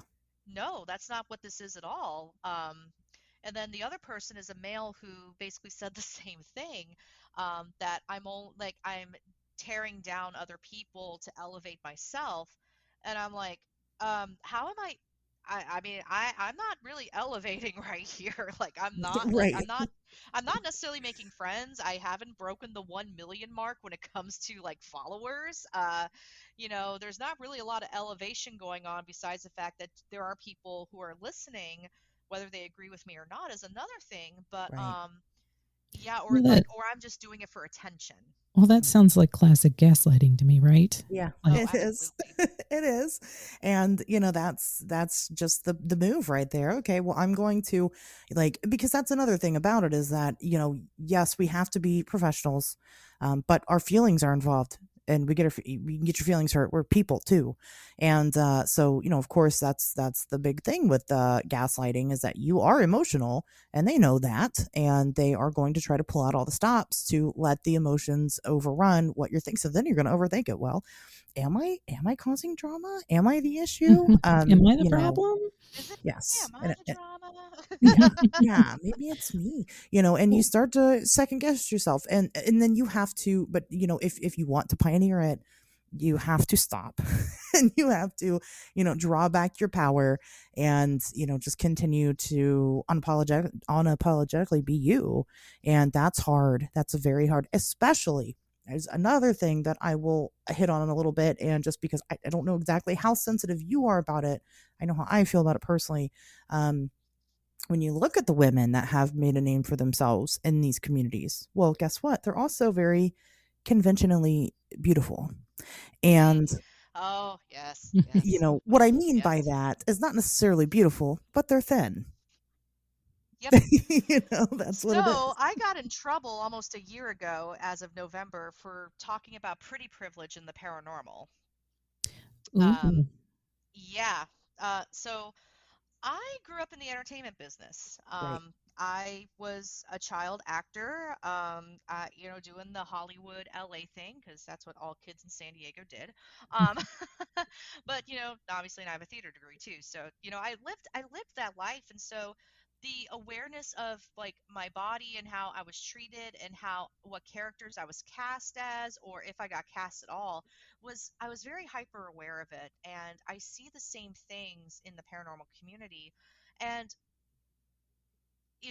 pretty privilege does exist in the community, and I did get in trouble with one big creator. um, she kind of gave me a she kind of admitted to leveraging pretty privilege and also calling me ugly at the same time. Like, it was one of those things I realized a month after the Jeez. fallout, that I was like, Yeah. wait a second. You're like, wait a second. um, You but literally did that thing I'm it is a accusing thing. you of doing. Yeah. Right, right. So I got in trouble with this particular creator, and it was a bummer because I actually really liked her, um, but it is one of those things that's very prevalent in the field, and it's also prevalent in follower count. Yeah. Because if you notice, like some of the female paranormal creators who have like higher followings, I'm talking like maybe more than 500,000. Um, they look a certain way. Hmm. They look a certain way. Versus men who seem, I mean, granted, body shaming does happen to men too, but there seems to be a little bit more flexibility with male paranormal creators and appearance wise. I've done the experiments myself. I had weight loss surgery 3 years ago. I noticed a substantial change in the way that people interacted with me after I Yep. lost 120 pounds. Mhm. Yeah. And that's why, I say pretty privilege is indeed a thing because, after I lost that weight, I was starting to be treated like a human being. Yeah. Um, you know, like, Yep. and I gained more followers and people were paying more attention to me. I got a little uncomfortable with that at first because I was like, wait, what? Um, But no, it absolutely is a thing in this field, and it's a thing in our society. I mean, it's Yeah. just reflective of our society. But people get really uncomfortable when you talk about it. Like, oof, they get so uncomfortable. Um, but paranormal media is almost like textbook pretty privilege, and unfortunately, and this is not to, not to diminish any of the value of the women who have been on TV up to this point, but they Absolutely. all, look the same. Hmm. They happen to fit the look that these producers are looking for. With the last iteration of Ghost Hunters, not this recent reboot with Jason, but the one with Grant, I was looking at the cast and I realized like the two women looked exactly alike. Yeah. Yeah, and Exactly alike. that's what it is, and that's what I tell people, and it's no secret for me. I know I can post a very sexy selfie, and bam, it's an easy, you know 200, 300, likes or whatever. Hmm. I can post and like a little mini article of research, on a topic, and I'll get like 20 hits Yeah. on it. Mhm. Yep. And but that's, I mean, that's what I tell people all the time. My whole thing is, I'm going to then, well, guess what, I'm going to weaponize it then. People, my motto here on the show is that people come for the boobs but they stay for the brains. And know, it's I mean, it works, and but to some people, man, that just pisses them right off. They really hate that about me specifically, and I don't care. But because I've also decided to become, I mean, for lack of a better term, a martyr to make sure this change comes in. You can be a woman, you can be unconventionally beautiful, you could be whatever you want to be and still be valued for your research, for your efforts in this community. It shouldn't make a difference. um, Yep. which is also why I cuss a lot on my own show. So that's you know, Nice. because I can be a sailor mouth and also still know my shit at the same time. It doesn't make me any less intelligent, and it doesn't make me any less intelligent to take my clothes off in front of a camera. It's it's all the same. But it's a struggle. It's hard because you do have the gaslight, even when you're not asking for it. You still get it, and you still get the the objectification, because even then I explained that too. I was telling Kinsey last week about it when she was on, because we're both alt girls in this community, no matter what, we're Hmm. already, and we're just girls in the community, so I was, my joke that I told her, going to some of these events sometimes, it's kind of funny because it's like it's like that scene from Beauty and the Beast where when Belle first gets to the castle and then all the little people are going around telling each other, there's a girl, it's a girl in the castle. and Yeah. and it feels that way sometimes, because they're also not used to it. And some people are just so unaware, they're very ignorant to the fact that they have a privilege because they are a white man in this community, Hmm.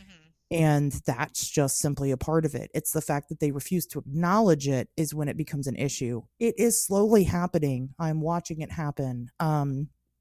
We were kind of talking about Mothman becoming this queer icon, and that's now like been a thing. The community's starting to become inclusive, but man, it's real slow, and you're still seeing these little micro groups, crop up here and there. You're still seeing even the younger generation have their little cool kids table, and navigating around those on top of what's already been here, just because it's already been here because humanity has instilled it here for so long. Hmm. So I'm glad that you've also decided to take a stand and have decided to pioneer that change, because we need it. God, we need it, and we need people that are willing to kind of seek it Yeah. through. And I see people quit all the time for various reasons: the drama, the egos, just the misinformation that goes around, and how much people love the fake stories as opposed to the real things. And then on top of that, like you said, just being simply different from everybody else, which sucks because I say it all the time. We were all the weird kid growing up, right? And that's why we all Yep. come to this community because we felt like we could finally be with other weird kids and not be the black sheep anymore. So then when you're turned down by the weird kids, it really fucking sucks. So I'm not here for it. I'm gonna build my table with all the black sheep and the weird kids. Perfect. question because it's something that definitely crops up in the esoteric community. And I'm wondering if it also crops up in the paranormal investigation slash cryptozoology community. And that issue is, well, if you're a true insert whatever, if you're a true witch, if you're a true magician, if you're a true tarot reader, you don't do X, Y, and Z, or you definitely do A, B, and C. And it's this weird kind of stylistic gatekeeping that happens across the board. Is that something that either of you have experienced in the paranormal community? Go ahead, Alex. You're the guest. I'll let you go first. Yeah, I mean, gatekeeping happens a lot. Ooh, where do we even begin with that? It's a lot. There's a lot of gatekeeping happening where if you don't do things a certain way, then you're not a legitimate investigator. And this is especially a hot topic right now with the rise of TikTok creators, YouTube creators. I don't think I've seen the word demon used so many times before on Yes.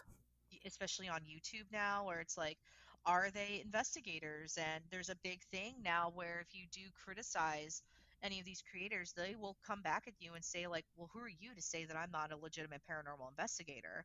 Who are you to say that this isn't, I'm not one of you? And then I kind of bring out my list and it scrolls, the like scroll rolls down and goes to the other side of the room where I have my list. But yeah, I encounter that quite a bit, especially in this field, um, and again, it's one of those. It's pseudoscience. It's not anything that people can really agree on in the first place. Of like, I mean, God, we can't even define a ghost.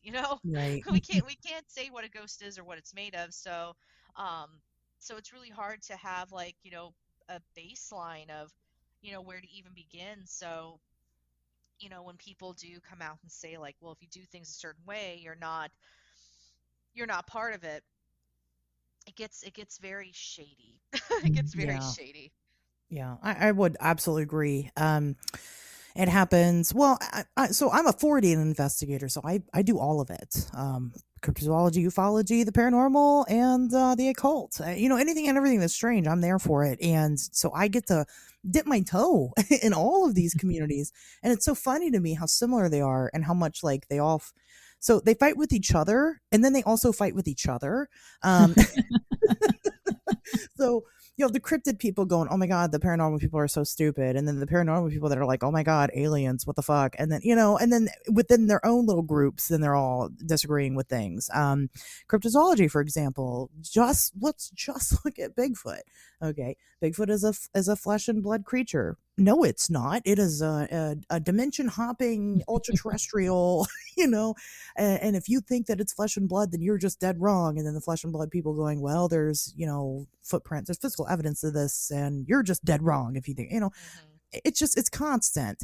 And it's micromanaged under the different topics for sure. But I think gatekeeping is not necessarily the correct word for the biggest issue in all of them. It's just an idea. It's just the misinformation that goes around. I'll give a great Hmm. example. With all the UFO talk happening, one of the big things that people like to comment all the time on every UFO topic there is Project Bluebeam. Every single time. Hmm. It's on every UFO video, everything. I mean, it's everywhere. Project Bluebeam, and it's like, it's not, you guys. And I tell them, here's why it's not, because Project Bluebeam is a very specific conspiracy that follows very specific steps. Step two of which is that every single God and all religions come together for a projection show in the sky, and they reveal to all of Earth that they are the same God, and then they merge, and then we create a one world government.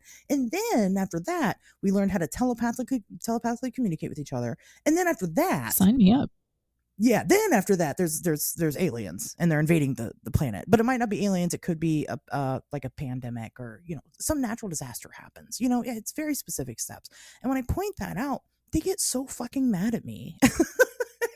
Like, but I understand that you want it to be a disinformation campaign. And I'm not saying that it can't be a disinformation campaign because that's really what you're trying to say it is. But what I can tell you is that it's absolutely not Project Bluebeam. It can't be. And they hate that. People get so angry. And it's just more so because the enthusiasts, the fans, people like that, they don't look into the information. They look at the information that's presented to them through content creators and media and things like that. And sometimes those content creators and media are dishonest. Most of the time, the big ones are very dishonest about what we're dealing with. And because that's what sells. People want the story. And so that's a bigger issue, I feel, than gatekeeping is. But have had people come at me that are like, well, you don't know anything because, somebody called out Todd Standing one time. He's like the most well-known Bigfoot hoaxer ever. And they were like, well, Todd Standing spent, thousands of dollars on what he does and spends all this time out in the woods. And what do you do? As I look at my $10,000 in debt of my documentary, it's still not finished yet.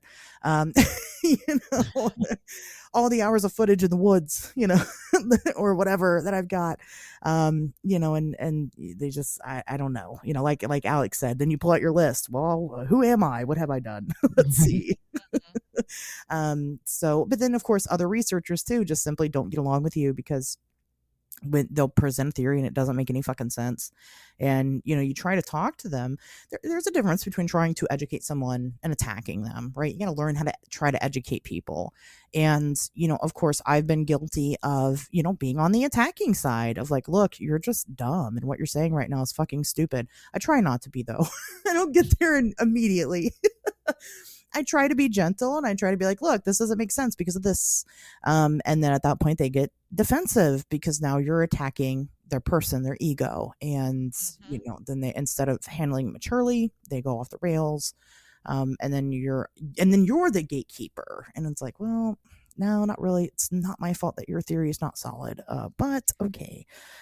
So it happens a community lot. struggles with constructive criticism.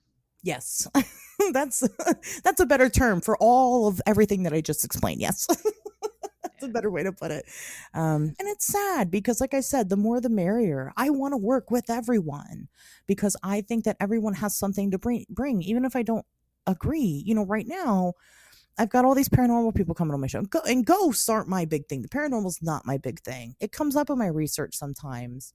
And it's kind of, one of my early starts, just going ghost hunting with friends as teenagers, but like, I don't think ghosts are dead people. And that makes me pretty unpopular in the paranormal community. And them spike boards for some people. It is. And, it's not because I can't have my mind change because I can. It's just that I can't ever even get to that step with a lot of folks to, have the opportunity to have my mind change because they're already angry that I even said that to begin with. And it's like, okay, well, change my mind then. Show me otherwise. So far in my research, it doesn't seem like it's dead people to me, but I can understand why other people think that. But if I just take you at your word, I'm just taking you at your word. And then I'm not very good at my job as an investigator by just trusting you, and that's just the way it is. We also have to be able to be scientific in a sense, or academic, to find some answers to some of these things. And then you have that divide. You have the camp of people who are academic and you have the camp of people who are entertaining, and they don't usually go hand in hand, which is unfortunate. Yeah. It is a rare gem of a person that is able to do both. Absolutely. It absolutely. Well, and it's mostly just because the people that can do both don't get TV shows. Right. That's it. That's why. There's plenty of people that can, plenty of awesome people that can do both. But they just simply don't get the recognition that they deserve, which is another problem, so lots of issues to work through, in the community. But, at the end of the day, you can either be a part of the problem and a part of the solution. And, some of us are actively choosing to be part of the solution, but we can't also take on everything. So some of us, choose the different things. Alex, you've made it a big point for pioneering for women in the community, so, that's a start. Speaking of that, is Women in the Paranormal your latest book? And if so, Tell us about it. Yeah, so Women of the Paranormal is indeed my latest book, and it highlights 38 women who have made significant contributions to the paranormal field as we know it today. The reason why the number is 38 is because I honestly could not choose. When I I know, right? started the project, I was just like, you know what? It's my book. Let's just put it in. So I even asked my editor. I was like, hey, I'm trying to get this to a clean 35. What three women would you cut? And she's like, oh, I don't know. She was like, I actually don't know. And I'm like, okay. Um, so yeah, so when I started this project, I only had 12 names. And then I started doing research, and as I was reading journals and write-ups and everything, I would find other names and follow up on that. And then my list was just slowly growing, and now I have over 100 women. So this book is definitely going to have a volume two, if not a volume three, Oh, depending on fantastic. what my numbering cadence turns out to be. It's like, yeah, Yeah. 38 for this one, maybe 41 for the next one. I don't know. I wanted a little bit of a deeper dive though than just like a who's who list. So every chapter has at least about 1,000 to 2,000 words, because it's basically a high level overview of the woman's life and what she did for the paranormal. There are some chapters who are much shorter, and mostly it's because the information is just not there, but their name was there, and thanks to genealogy, I was able to find a little bit about them that I could piece together a story. Um, but yeah, so it was one of those things. And actually, Dee, I think you might have been on that panel at Con Carolinas last year where it was the Women of the Paranormal panel, and Yes.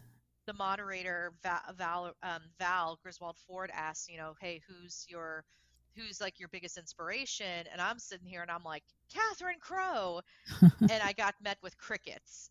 And Right. I'm like, what? Okay. So I saw a gap there and realizing, we can probably all name a male who's now deceased, who's made significant contributions to the field. We could probably name them no problem right now. But if I were to switch the narrative, and I actually do this for the presentation version, for Women of the Paranormal, I'll then ask people, okay, think of as many women as you can who are no longer with us, because I don't want people to cheat and use, TV shows. Hmm. Um, but it's like, hey, how many women can you name off the top of your head who made contributions to the field? And the results are grossly different. Usually, people can name at least 5 to 10 men. Usually, with the women, it's less than three, Yeah, I believe that. and Not it's usually Lorraine surprised. Warren is one of them. Right. Oh, so that one Yeah, doesn't count. I get what you mean. That's she is in the book. She is in the book. And that was a struggle for me personally. If anyone knows like what my feelings are about the Warrens, they're not exactly positive. Um, and I debated, but I also knew that I would get pushback if I didn't include her. But then I ran into a couple of blockers, which I can't really state publicly on the show, but I'll message it to you. sure. Mhm. Yeah, When it came to including Lorraine, that I did not expect. Um, but luckily, John Zaffis actually kind of came in and saved the day. But also, I decided to approach it from. I just decided, I'm just going to look at this from a genealogy standpoint. Like, is there anything here I could find that could tell a more substantial story about Lorraine? And I found it. Um, Lorraine she was treated much different. I don't know what the word, I can't talk tonight. She was treated much differently than Ed was. I noticed in a lot of the newspapers, especially from the 60s and 70s, and even going into the 80s, that Lorraine was reaching a lot of criticism for doing what she did because she was a wife and mother. Mm, of And course. Yeah. I was like, well, wait a second. Ed's a husband and father. And plus, by that point, their daughter Judy was already a grown adult, and having a kid or two of her own. So, but I found that to be really fascinating, So I decided to go off it from that angle of, let's take, because it's always Ed and Lorraine, Ed and Lorraine. And even after Ed died, Lorraine did get some agency for Hmm. herself, but then towards the end, it became Ed and Lorraine, Ed and Lorraine. Right. Um, so I decided to kind of look into, all right, let's look at Lorraine's story here. So I did find a way to incorporate her. Um, and I approach every woman in the book very neutrally because not every woman in this book it has a clean reputation.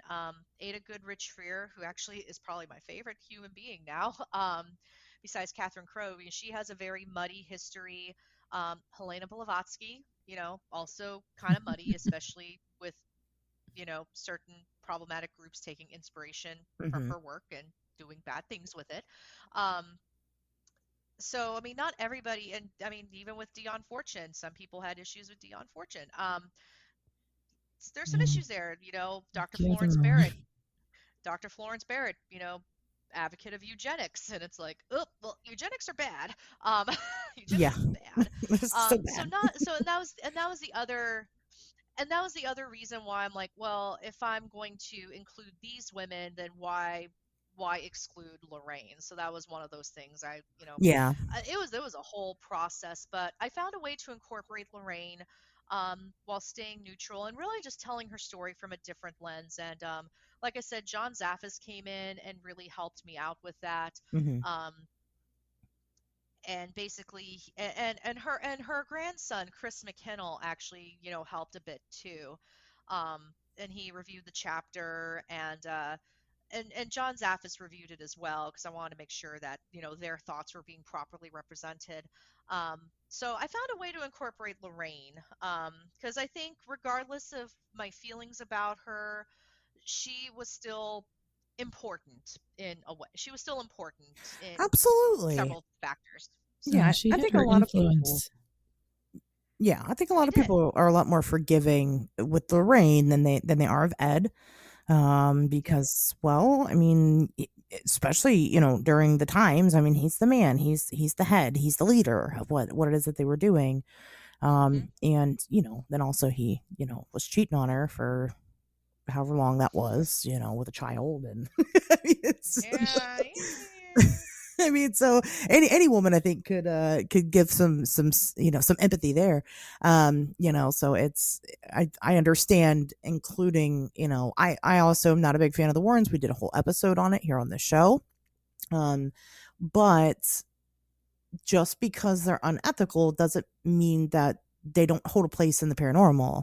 And those are just the facts of it. And when you look at all of our historical researchers, most of them are unethical. It's just the Yeah. way it is. And, Yep. that doesn't mean that they're still not significant. It doesn't mean we just erase that history and not talk about it. It means that we talk about it more and we learn from it and we do better. So that's the basics there. But yeah, that's very interesting. So how do you, I mean, what was your criteria for choosing the women that you chose? Well, one, they all had to be deceased, Mhm. because in a sense their stories are over, Right. Mm. unless something pops up decades, centuries later, which happens.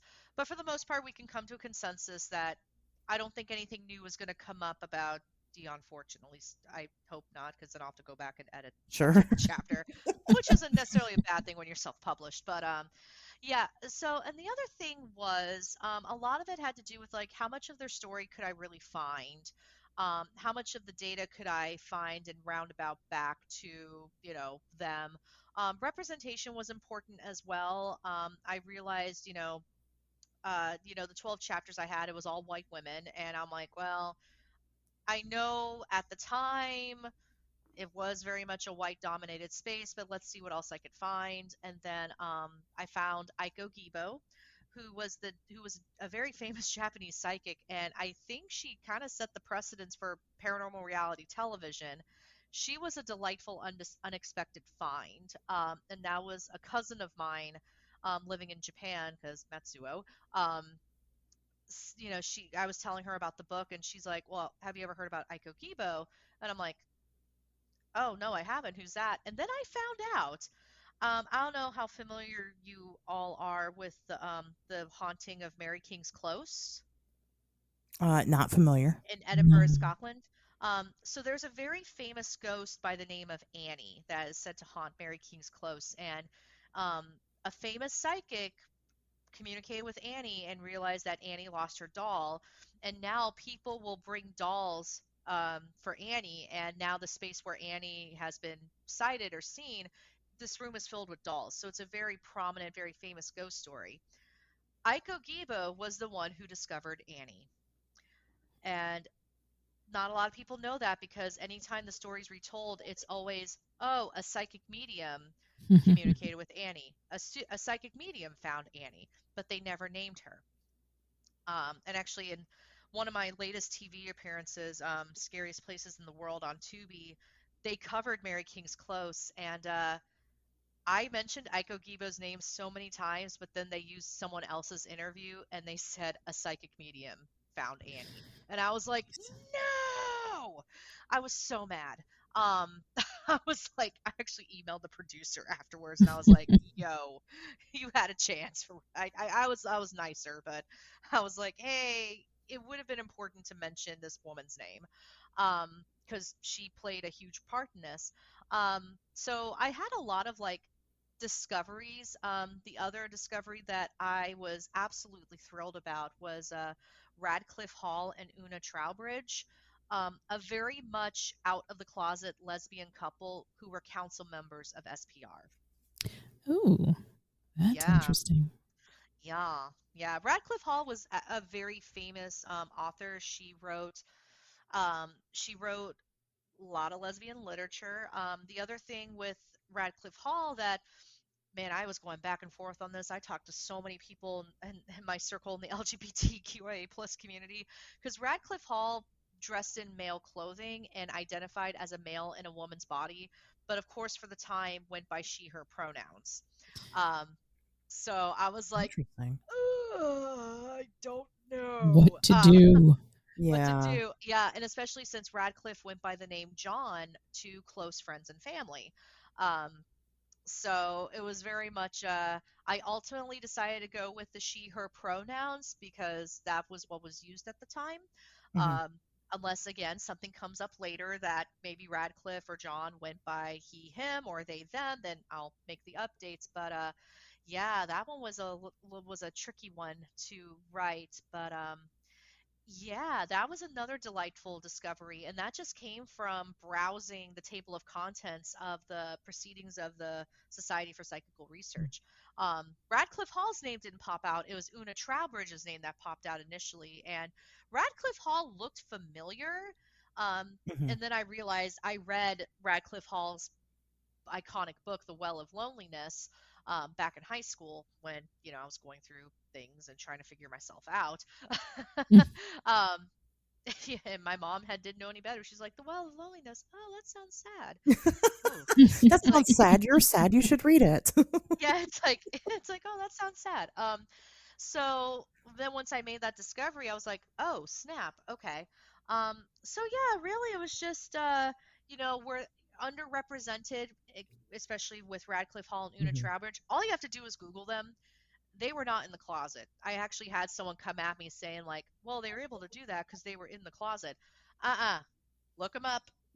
Wow. Radcliffe, like Radcliffe Hall was not in the closet at all. Neither was Una Trowbridge. Like Radcliffe Hall, basically Radcliffe came into a lot of money when they were younger because rich family. Um, so they didn't have to depend on marriage to, for financial reasons for survival. So essentially Radcliffe was like, I'm rich as shit. You say we could cuss. Yeah. I'm rich as shit. I don't need to abide by society's rules. F y'all. Like literally, that's kind of how it went down. Um, so that's definitely with underrepresented. Zora Neale Hurston is also in the book.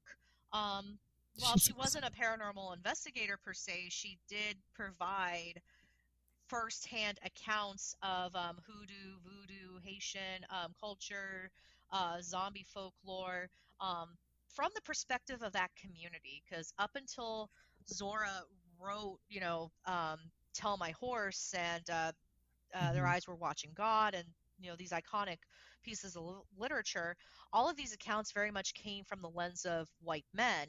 Right. Um, so Zora Neale Hurston was able to provide a firsthand account um, that approached with empathy and curiosity and boots to the ground research.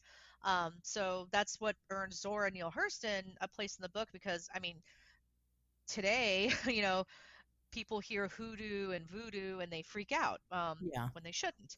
Um, yeah, so really it was just, Rosemary Ellen Guiley's in the book too. So is Linda Godfrey because I wanted to put in some more current, recent Yeah. women. Um, Sadly, my mentor will be in volume 2.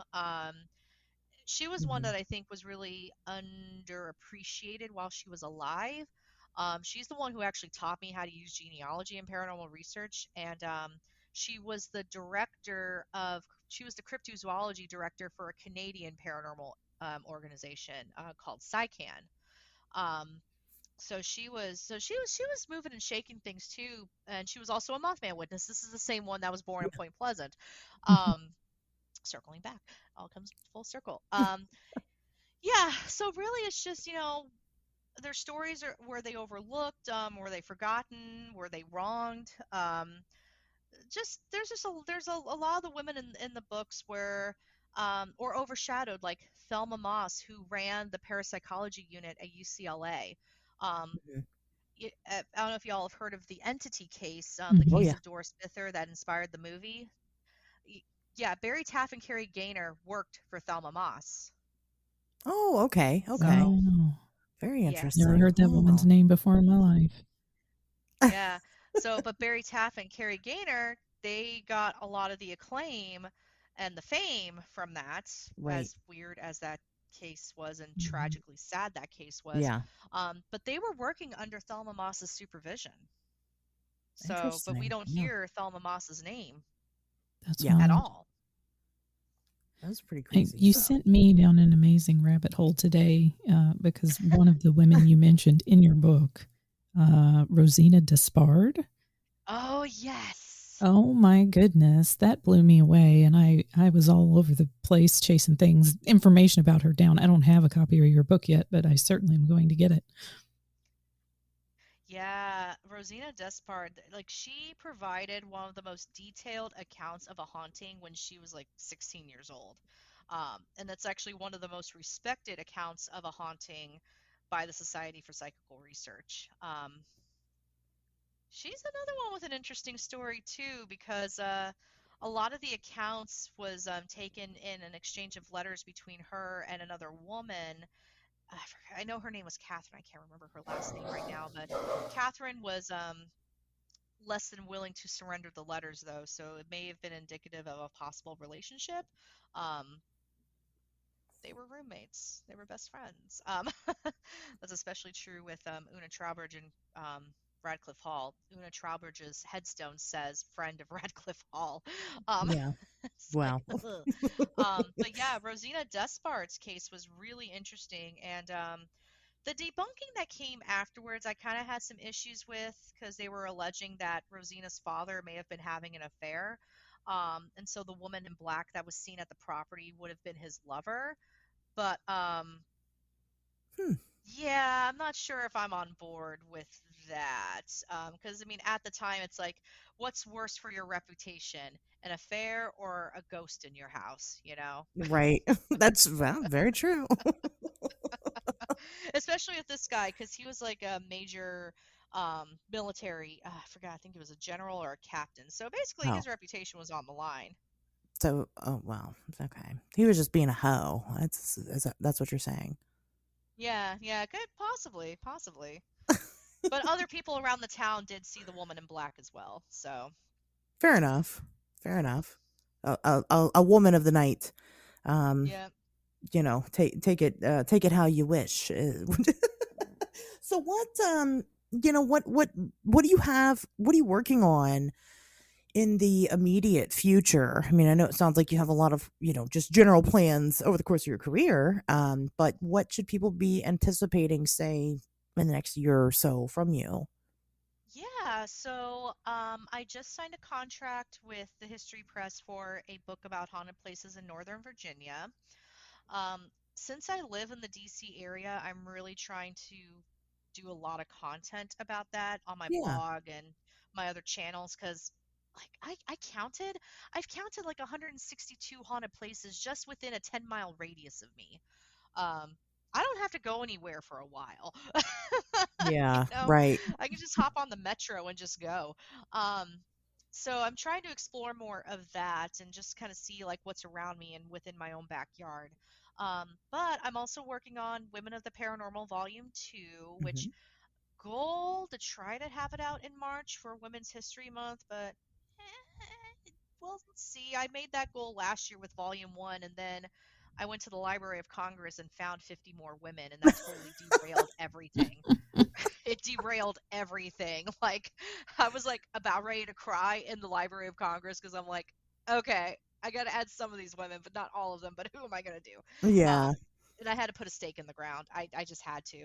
Um, I'm also playing around with a potential queer version, a queer Oh, adaptation of what the style of what I've done for Women of the Paranormal, but in this case, highlighting queer figures of the paranormal field. Um, I do have to read Ken Summers' book Weirdly Queer first to make sure that it's not a duplication of efforts. sure. Because if he's already done it, then yeah, that then it's done. Then I it's didn't done. even know that was a thing. Weirdly queer. That's Yeah, interesting to me. he just came out with the book and it's sitting on my coffee table, so I have to read it. Sure. It goes into a lot of the queer history and connections with the paranormal, which is awesome. Yeah. Um, because we need that. Like half of the members of SPR, if not all the members of SPR, were queer or formerly queer, and when I read that, I cackled. Nice. Um, Well, all the members of Heaven's Gate were likely queer. So, I mean, it's here. yeah, yeah, It's just something that nobody ever it's talks about. there, it's there. Right. Well, and I was running into it a lot with writing this book, with writing Women of the Paranormal, like with Radcliffe Hall, Una Trowbridge, Ada Goodrich Freer. Trevor Hall rips into Ada Goodrich Freer with like multiple biographies about how she's like this evil dominatrix lesbian infiltrating SPR, but then at the same Oh, time no. having an affair with one of the SPR founders who's male, and I'm just like I'm here for the apparently evil lesbian dominatrix infiltrating the parapsychology space. Yeah. I'm here for it actually. Like Trevor Hall, this doesn't detract me from Ada Goodrich Freer. If anything, I'm gonna have a little altar for her now. Thank you. Um, I'd like to Fangirling see somebody make intensifies. that movie. right. I need it. Um, so that kind of piqued my interest of, I wonder what else is out there. And then I found, I believe his name is Donald Wright. He was a detective who was really advocating that, hey, being queer is not a bad thing. But he used to live at the one of the original SPR offices, as a caretaker, and he was also a researcher and council member.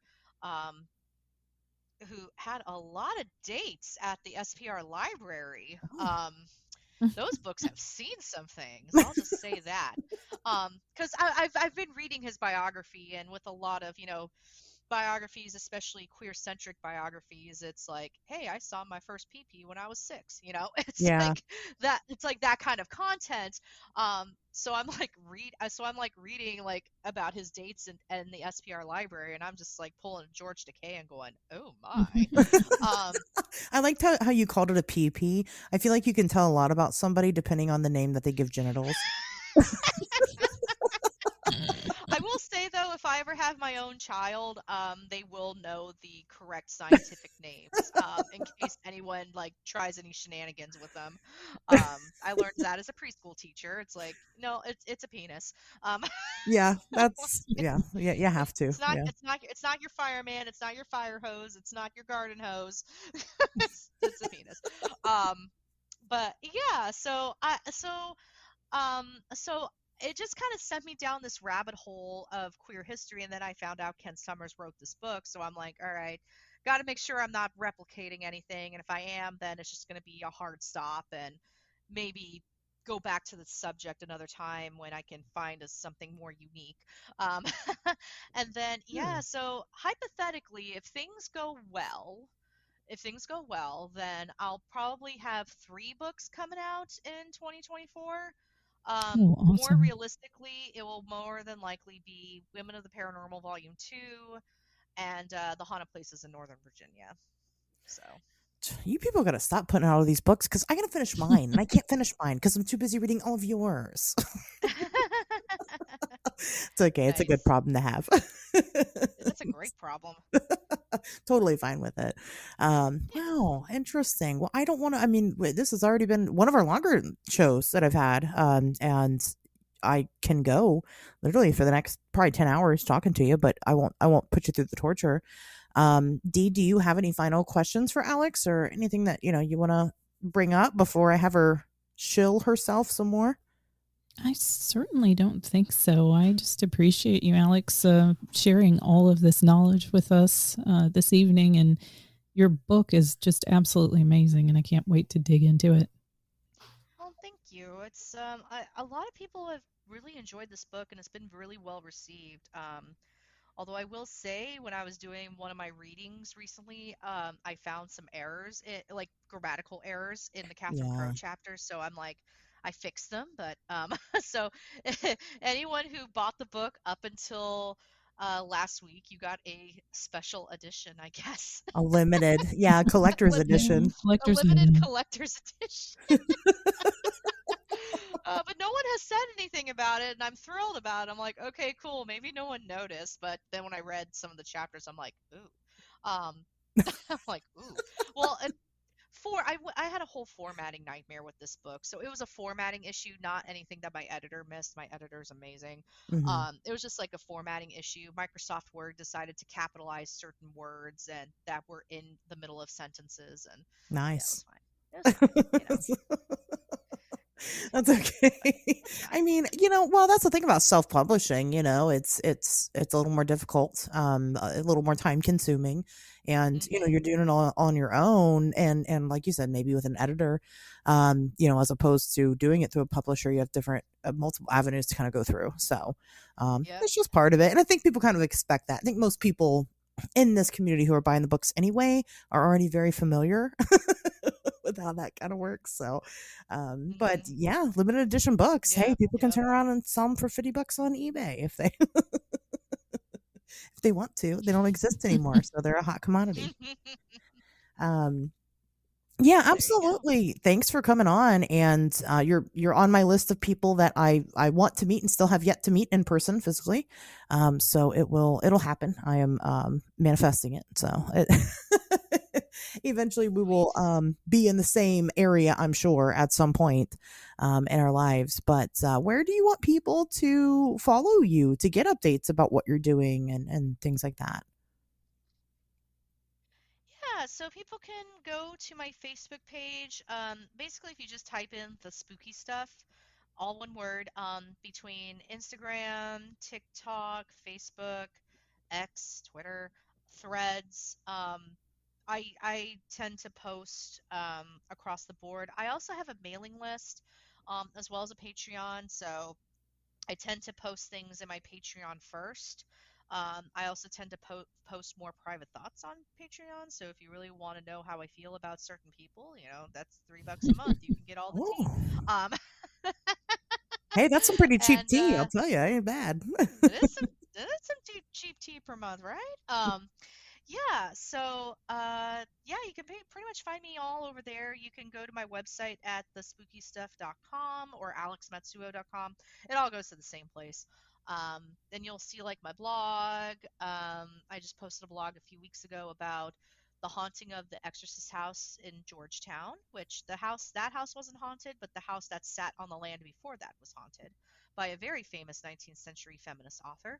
Um, and yeah, so I'm posting like fun stuff like that. I'm going to be putting out a lot of haunted DC content. because it's literally my own backyard. I can see the Capitol from my apartment.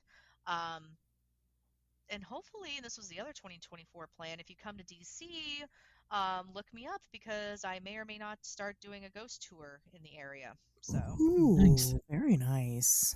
Okay. yeah, and I need people to practice with. So if you come in the next like 6 months, you can get the tour for free because I got to practice.